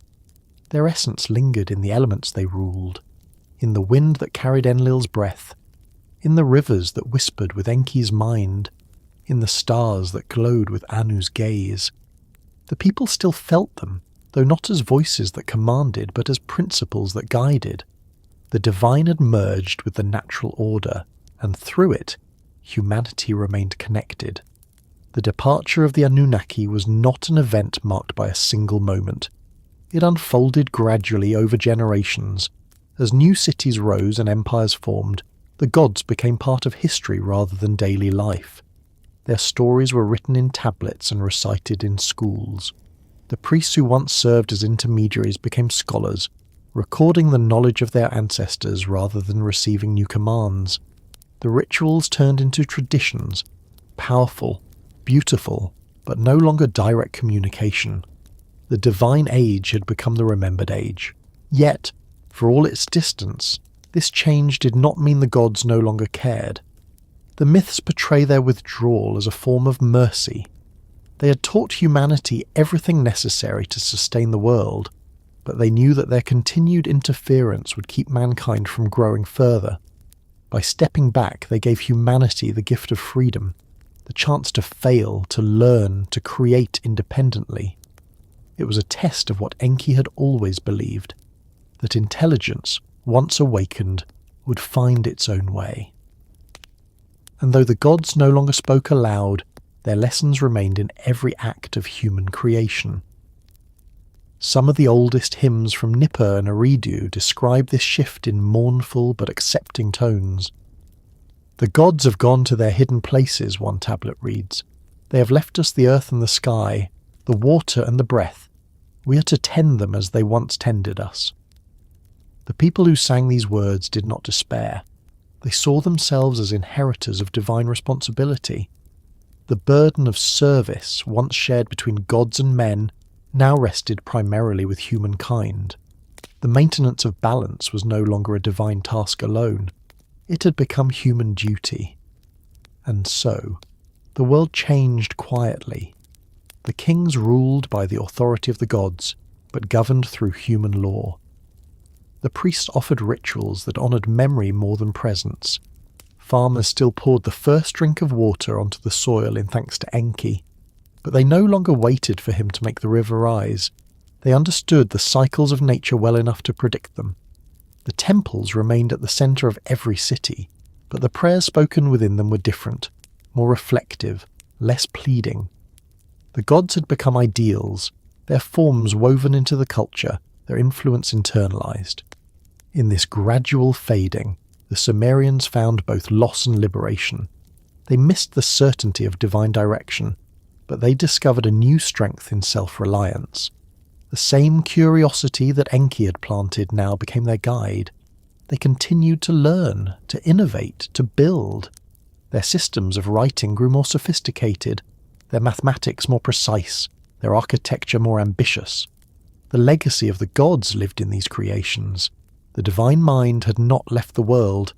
It had entered it fully, taking root in human consciousness. There were those who feared this change, who longed for the old intimacy with the gods. The poets wrote of longing, of silence where once there had been song. They described the world as dimmer, the air heavier, as if the divine had taken some of its light when it departed. But even in that sadness, there was acceptance. They knew that the gods had not truly left. Their departure was an act of trust. The creation had become capable of continuing creation. The gods had given humanity the tools to maintain balance and to seek wisdom.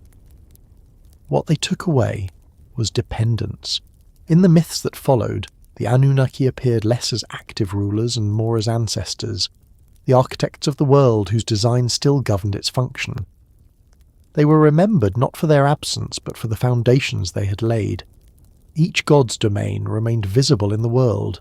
Enlil in the wind that shaped the fields, Enki in the rivers that fed them, Inanna in the cycles of passion and conflict that defined human nature. Their presence had become diffuse, woven into existence itself. To see the divine, one no longer looked upward, but outward and inward.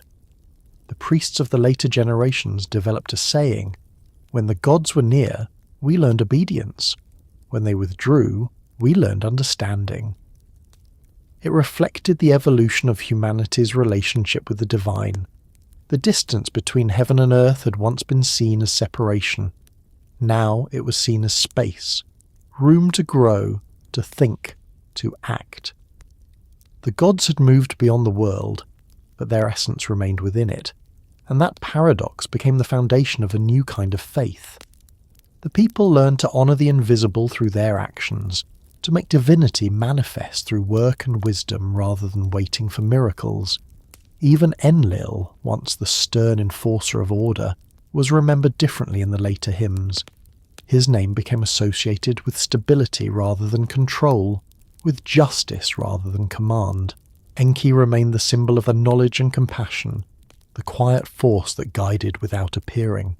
Together their legacies formed the invisible framework of civilization. The Sumerians, and later the Babylonians and Assyrians, built their empires on that framework without realizing it.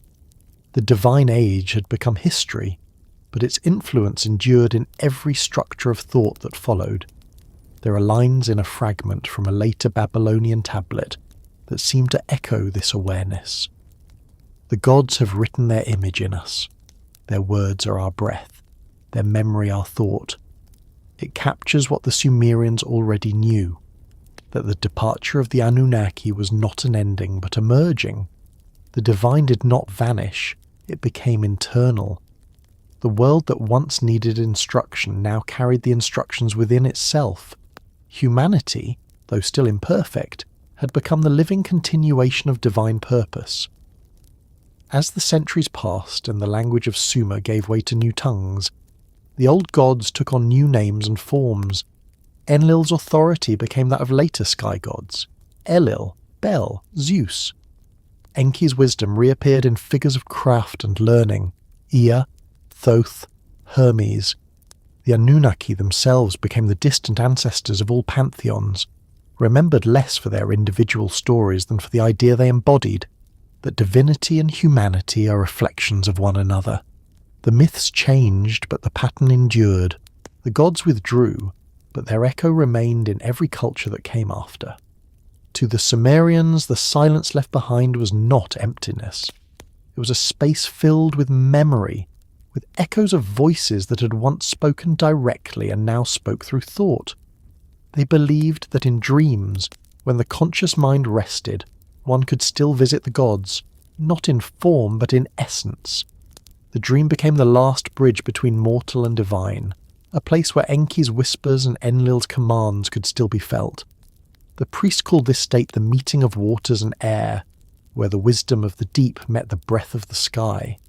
Even in their absence, the Anunnaki remained part of the human condition, appearing not as external forces but as the inner balance that shaped behaviour and belief. And so the age of the gods' presence ended, but the age of their influence began. Humanity stood beneath the same sky, walked beside the same rivers, and worked the same soil, but now they did so with understanding. The lessons of creation, of balance, of service and rebellion, of mercy and law were written not only in tablets, but in the fabric of human thought. The Anunnaki had not died, nor disappeared. They had become the unseen architects of reason, morality and imagination. Their temples might crumble, their statues might erode, but their essence endured in every act of creation that followed. In the quiet after their departure, the world was not abandoned, it was entrusted. The gods had given all they could. What remained was choice, the freedom to continue their work or to forget it. The Sumerians chose to remember. They kept the rituals, told the stories, built the temples, and taught their children the names of those who had once walked among them. And though the gods no longer answered, the people found that sometimes, when they spoke the old prayers, or listened to the wind moving through the reeds, they could still feel something, a trace of the presence that had shaped them. It was enough. The silence was not absence, it was inheritance. Long after the last temple fell silent and the rivers changed their course, the names of the Anunnaki still lingered in the breath of language. They were carried from one tongue to another, reshaped, reinterpreted, half remembered, and half reinvented. The Sumerians had long since disappeared, their cities reduced to mounds of earth and brick beneath the desert wind. Yet the stories they told never truly vanished. They travelled quietly through centuries, slipping into new lands, clothed in new names, their essence intact. The gods who had once ruled over the fertile plains of Mesopotamia became the invisible ancestors of every mythology that followed. The echo of their presence can still be heard in the myths that humanity continues to tell, even now when the world they shaped is a memory buried under time. The ancient people believed that words had power, and in a sense they were right. The stories of Enlil, Enki, Inanna and their kin survived because they were not just tales. They were ideas, archetypes, fragments of universal truth. When civilizations rose on the bones of Sumer, Akkad, Babylon, Assyria, they inherited not just the soil, but the soul of their predecessors. The names changed, but the roles remained. Enlil became Enlil, then Bel, the Lord of the Wind, the voice of law and command. Enki became Ea, the clever god of wisdom, the engineer of creation, the protector of humankind. Inanna became Ishtar, radiant and fierce, goddess of love and war, embodying the eternal contradictions of desire and power. The pattern of divine hierarchy that the Sumerians first imagined became the foundation of pantheons that spread across continents. Each culture reshaped the old gods to reflect its own understanding of the world, but the core remained familiar. The Greeks spoke of Zeus, the sky father whose thunder enforced order, echoing Enlil's authority. They told of Prometheus, who defied the heavens to give fire to mankind, a reflection of Enki's gift of knowledge. The Egyptians worshipped Ptah and Thoth, builders and scribes of creation, their roles resonating with the Sumerian vision of divine craftsmanship. Even the later monotheistic traditions, which sought to distance themselves from the old multiplicity of gods, carried shadows of these figures within their foundations. The lawgiver who commands order, the teacher who grants understanding, the tempter who awakens curiosity, the flood that cleanses the world. The forms changed, but the essence endured. It is one of the quiet truths of history that ideas never die, they transform. The myths of Sumer became the myths of Babylon, the epics of Babylon became the scriptures of later peoples, and through them, the memory of the Anunnaki survived. Even when their names were forgotten, their logic shaped the human imagination. The struggle between authority and wisdom, between obedience and curiosity, between divine will and human freedom, these themes trace directly back to the world Enlil and Enki created. Every story told since has carried some fragment of their dialogue. The story of the flood, for example, became the most enduring echo of all. The Sumerian tale of Ziusudra passed into the Akkadian as Atrahasis, then into the Babylonian as Utnapishtim, and eventually into the Hebrew as Noah. Each version changed the details, but not the heart.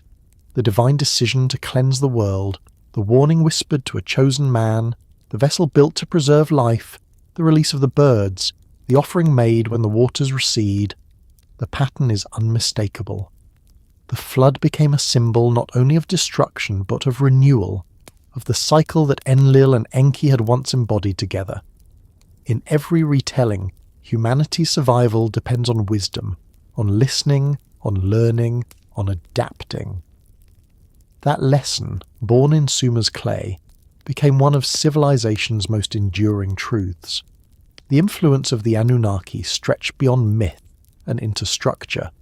The very idea of divine hierarchy, of cosmic order mirrored in social order, originated in their stories. The kings of later empires ruled by divine mandate, claiming descent or favour from gods who bore the same attributes as the Anunnaki.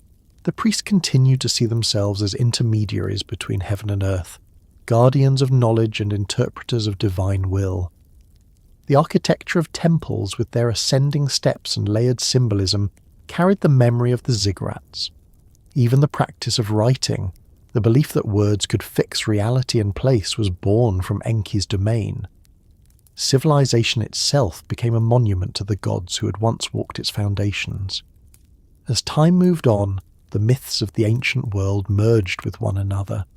Stories crossed borders as easily as rivers crossed lands. Traders, conquerors, and scribes carried fragments of Mesopotamian belief to distant corners of the world.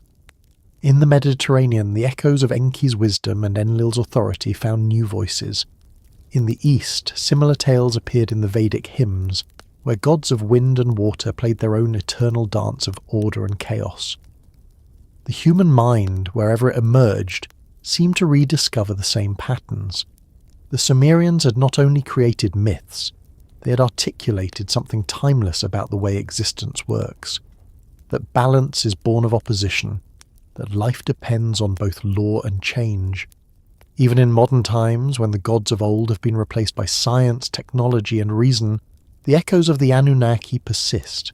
The names may no longer be spoken in temples, but their archetypes live in every story humanity continues to tell. In the myths of progress, in the struggle between creation and control, in the pursuit of knowledge that defies boundaries, their presence endures. Enlil and Enki still contend, not as deities above, but as forces within, the instinct for order and the impulse for understanding. One seeks to build systems, to define and preserve. The other seeks to explore, to question, to renew. Together they form the invisible dialogue that drives the human world forward. The modern imagination, though it calls itself rational, still dreams in myth. The same questions that once shaped the prayers of Sumer still echo in the languages of science and philosophy. What is creation? Who governs it? Where does wisdom come from? Why must progress always bring consequence? These are not new questions. They are the same that the priests once whispered beside the sacred waters of Eridu, rephrased in the language of laboratories and theories. The divine has changed form, but it has not disappeared. It has migrated into thought, into curiosity, into the endless human desire to understand what cannot be seen. In this sense, the gods never truly left. They became ideas, and ideas became the new divinity. When a scientist searches for the origins of life, when an artist creates beauty from nothing, when a philosopher questions the nature of existence, they are participating in the same act that began when Enki shaped the first human from clay. Creation is still divine work. It simply wears new hands. Enlil's presence remains in the systems of law, order and structure that govern societies. Enki's presence remains in the creativity, intuition and innovation that challenge those systems. The world continues to balance between their two forces, just as it did in the age of the Anunnaki. Even in popular imagination, the old gods have found new life. Modern retellings, from literature to film, still reach back to them, often without realizing it. The idea of ancient beings descending from the sky to shape humanity, of wisdom being a forbidden gift, of floods and renewal, of rebellion against divine control. All these motifs are modern forms of ancient memory.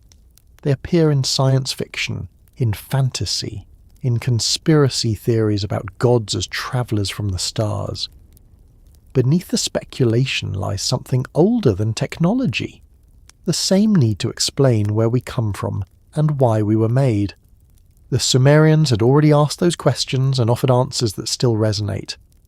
We were created to continue creation, to serve and to learn, to balance between obedience and curiosity. Some modern thinkers have looked at the stories of the Anunnaki and seen metaphors for cosmic visitors, interpreting the ancient myths through the lens of science rather than faith. They imagine that the gods were not spirits, but beings of knowledge from beyond the earth, who came to shape early humanity. Whether true or not, the fascination itself reveals something profound, that even in an age of data and machines, humanity still feels the pull of the sacred narrative. We still crave the idea of teachers from the stars, of wisdom descending, of meaning behind our creation. The details change, but the hunger remains. It is the same hunger that drew the first Sumerian to carve a tablet, to build a temple, to look up at the night sky and wonder. The endurance of these myths shows that they were never merely stories about the gods, they were stories about us. Enlil and Enki, though divine in form, represented the two halves of human nature: control and curiosity, structure and creativity, law and compassion. Their conflict was the eternal tension within every mind, every society, every age. The Sumerians gave those forces names and faces because they understood that to explain themselves, they had to explain the cosmos. And though thousands of years have passed, the same tension continues to define the human experience. Every advancement carries its burden. Every discovery challenges the boundaries of order. The myths of the Anunnaki were not predictions. They were reflections, and they remain true. When we read the old tablets today, when we decipher the wedge-shaped marks pressed into clay 5,000 years ago, we're not only reading ancient literature, we're hearing the faint echo of the first human attempt to make sense of existence. We are hearing the voice of Enki teaching through symbols, the command of Enlil written into law, the song of Inanna expressed through emotion. These are not foreign voices. They are our own, speaking from a time when humanity was still discovering its reflection in the divine. The fact that we can still understand them, still feel what they felt, shows that the gods of Sumer never truly belong to a distant past. They belong to every age that asks the same questions they once answered. As the centuries turned and the great empires crumbled, the stories continued their migration. They entered new languages, new philosophies, new religions. Some became scripture, others became legend, others mere fragments buried in sand. Yet each left a trace. The idea of divine creation, of moral law, of forbidden knowledge, of renewal through destruction, all carry the imprint of Sumer. Even the notion of paradise lost, of a world once perfect and later divided, finds its earliest form in the Sumerian understanding of a time when gods and humans shared the same world. The departure of the Anunnaki was the first fall from divine closeness, the first separation that every later religion would try to heal. To look at modern humanity through the lens of these ancient myths is to see that we are still living their consequences. We have built our own ziggurats, towers of steel, networks of thought, machines that reach toward the stars, in pursuit of the same connection that once tied heaven and earth. We continue to seek knowledge, to create, to shape, to control. We have inherited Enki's gifts and Enlil's responsibilities, but we often forget the balance between them. Our curiosity drives progress, but our progress demands order. Our wisdom grows, yet so does our need for restraint. The gods may have withdrawn, but their dialogue continues through us. Every act of creation is still a negotiation between their two principles. The echo of the gods is not only found in myth or religion, but in the quiet spaces of thought, in the way humanity remembers. Every age reinvents its gods because every age needs them in new forms. The divine is not static, it evolves with understanding.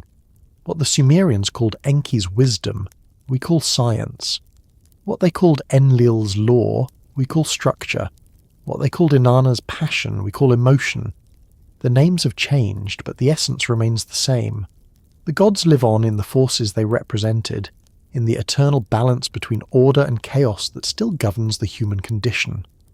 If we listen carefully, even now we can still hear them. Not in thunder or wind, not in the murmur of water beneath the earth, but in our own thoughts.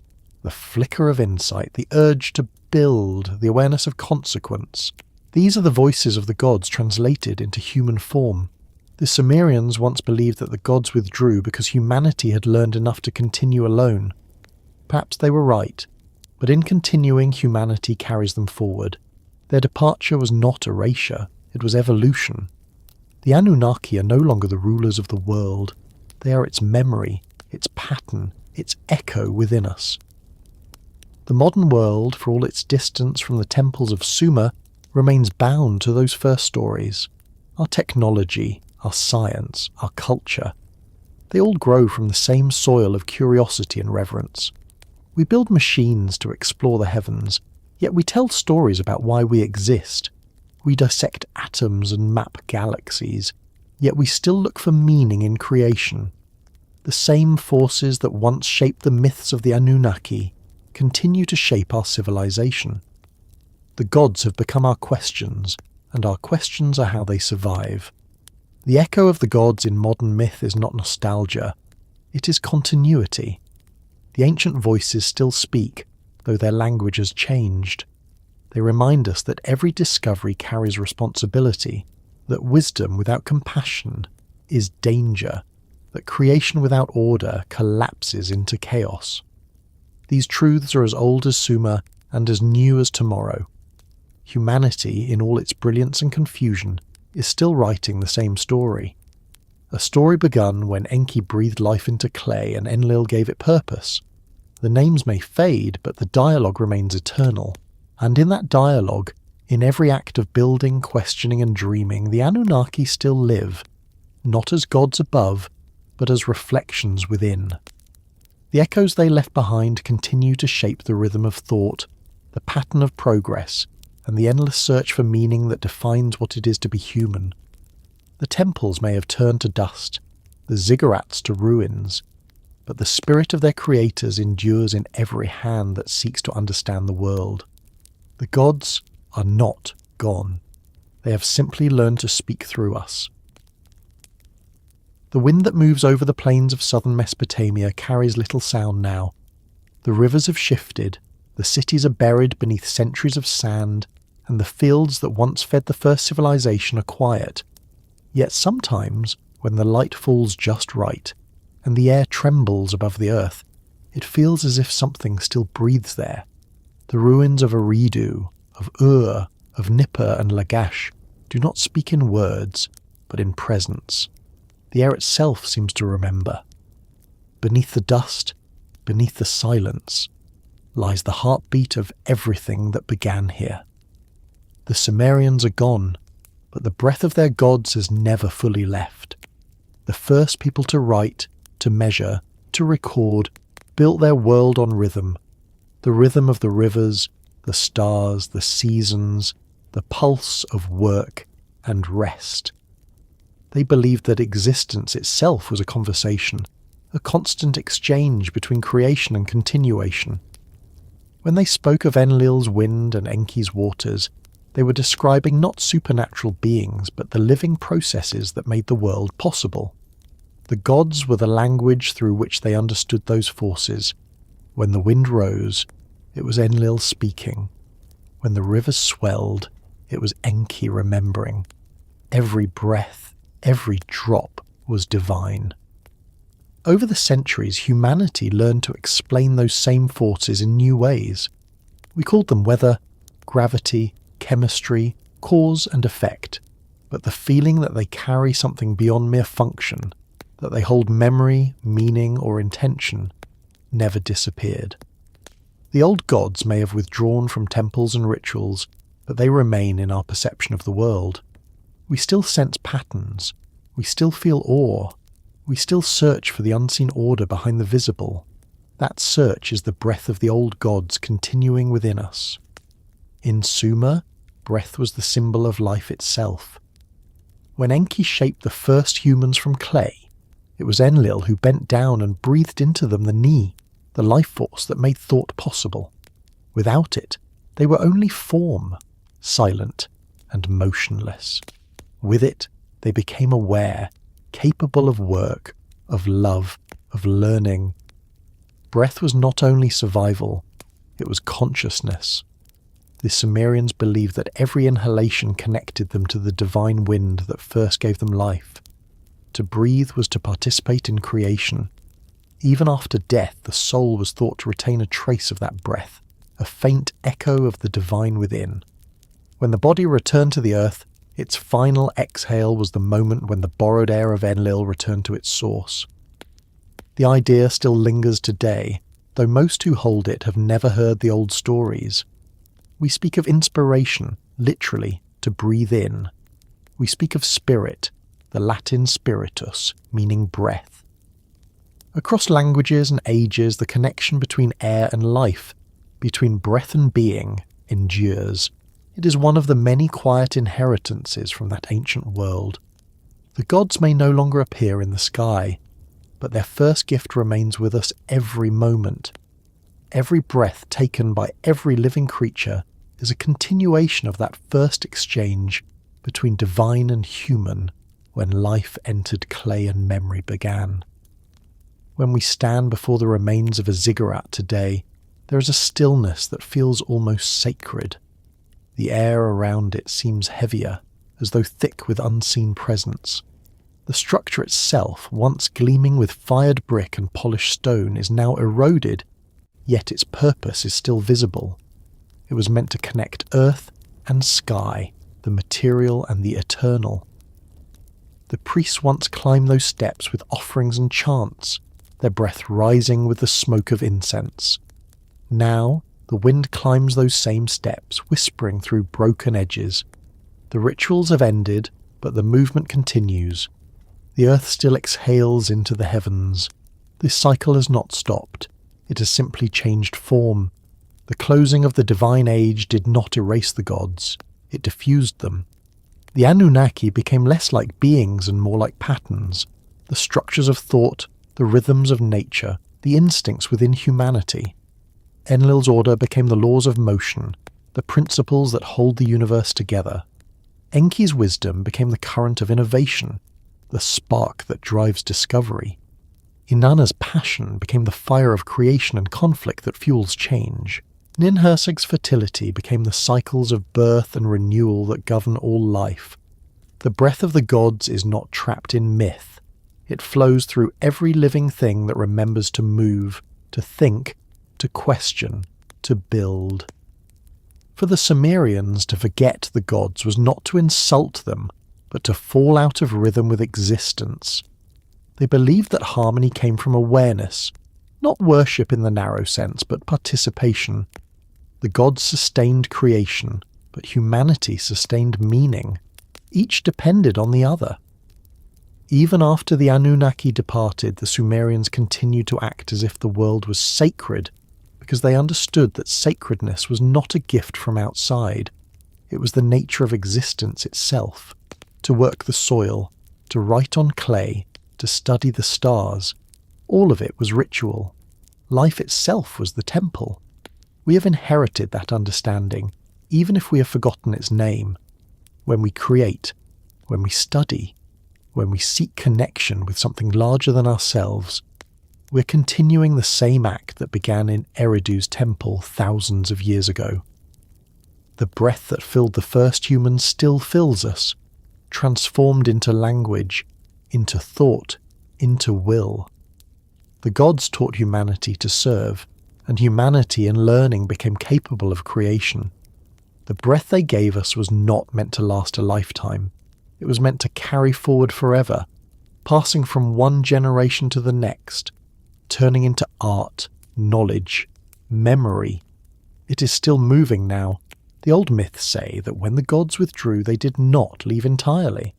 They left traces, in dreams, in inspiration, in the moments of stillness when a person suddenly understands something without knowing why. Enki was said to visit in sleep, his voice indistinguishable from one's own thoughts. Enlil was said to move through storms, reminding the world of his presence not through words but through force. Even after silence replaced speech, the gods continued to communicate in ways that required listening rather than hearing. The Sumerians understood that divine language had shifted from command to intuition. That understanding still holds true. We no longer hear voices from the heavens, but we still experience those quiet moments of clarity that feel like something greater moving through us. The same ancient wind, still teaching. Every civilization that came after Sumer carried some form of that belief. The Egyptians spoke of the Ka, the vital essence breathed into life. The Greeks spoke of pneuma, the living air that animated body and soul. The Hebrews spoke of ruach, the divine wind that moved over the waters of creation. Each of these words meant breath, and each carried the same idea, that life itself is a manifestation of something infinite. The Sumerians were the first to name it in writing, but they were not the last to feel it. The breath of the old gods spread across the world in the form of understanding, shaping the language of spirituality long after the names of Enlil and Enki were forgotten. To walk through what remains of Sumer is to move through layers of that memory. The ground beneath your feet once held the weight of processions, markets, prayers. The dust that clings to your hands was once brick, once home, once temple. The air above it carries the same elements breathed by those who shaped the first written words. Nothing is truly lost. It is only transformed. The Sumerians believed that when something died, it returned to the elements that first made it. The clay returned to earth, the water to the Abzu, the breath to Enlil's domain.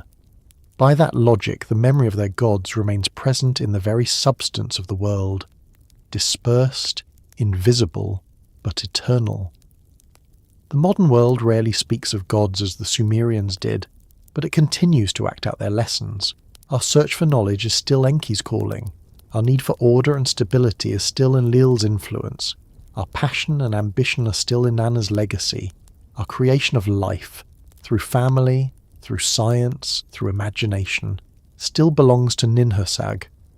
Every decision between curiosity and caution, between freedom and responsibility, echoes the same balance that the Anunnaki once debated among themselves. The breath that fills our lungs is the same current that once carried their voices across the world. To live consciously is to breathe with them. The Sumerians described their gods not as perfect, but as vast, capable of wisdom and error, mercy and wrath. In doing so, they created a mirror in which humanity could see itself. The gods were projections of human truth onto the scale of eternity. When the Anunnaki departed, they did not leave emptiness behind. They left reflection. Humanity inherited their image not in form, but in potential, the ability to shape, to destroy, to understand, to forgive. The breath of the gods became the human soul. Every act of compassion, every pursuit of knowledge, every attempt to bring order from chaos continues their work. We are, in a quiet sense, the continuation of their creation. It is easy to think that the past is dead, that ancient myths are only dust. But the past breathes. Every language spoken today contains traces of the first words carved in Sumerian clay. Every concept of time, law, writing and society carries fragments of that beginning. The myths that survive from Sumer are not relics, they are living codes within our culture. We still tell stories of creation, of conflict between heaven and earth, of floods and renewal, of wisdom gained through struggle. The breath of the old gods is in those stories, carried forward like the rhythm of a pulse through the veins of history. Even the silence between stars, the vastness we now explore with telescopes and machines, holds echoes of that same search for connection. When we send signals into the cosmos hoping for an answer, we are reenacting the oldest ritual, calling into the unknown, listening for a response. The Sumerians did it with hymns and offerings. We do it with data and light. But the impulse is identical. It is the same breath, extended farther into the void, still seeking to complete the conversation that began between creator and creation. We are still waiting for an echo, still asking the question they once asked through story. Are we alone, or are we still being heard? Perhaps the answer has not changed. The gods have not returned because they never left. They exist in the patterns that keep life moving, in the logic of nature, in the persistence of thought, in the continuity of creation itself. When the Sumerians looked at the wind and saw Enlil, they were not mistaken. They were interpreting truth through the language of their time. The breath that moves through the world today is the same that moved through theirs. The names may have faded, but the presence remains. Every breeze that passes through the ruins is the whisper of continuity, the same sacred exhalation that first gave life to clay. In the end, the story of the Anunnaki is not about gods descending or departing. It is about transformation, the evolution of divinity from external to internal, from myth to consciousness. The breath that once moved between heaven and earth now moves within us. We build temples of thought instead of stone, write scriptures in data instead of clay, yet the purpose remains unchanged. We seek understanding, we maintain balance, we carry forward creation. The Sumerians began that work, and we are still continuing it. If there is a message left in their silence, it is simple. Creation never ends. The gods breathed into the world, and the world continues to breathe. Every generation inherits the same air, the same responsibility to sustain it. The old gods do not ask for worship now. They ask for remembrance. Not through ritual, but through action, through awareness, through the choice to honour the world they shaped by keeping it alive and meaningful.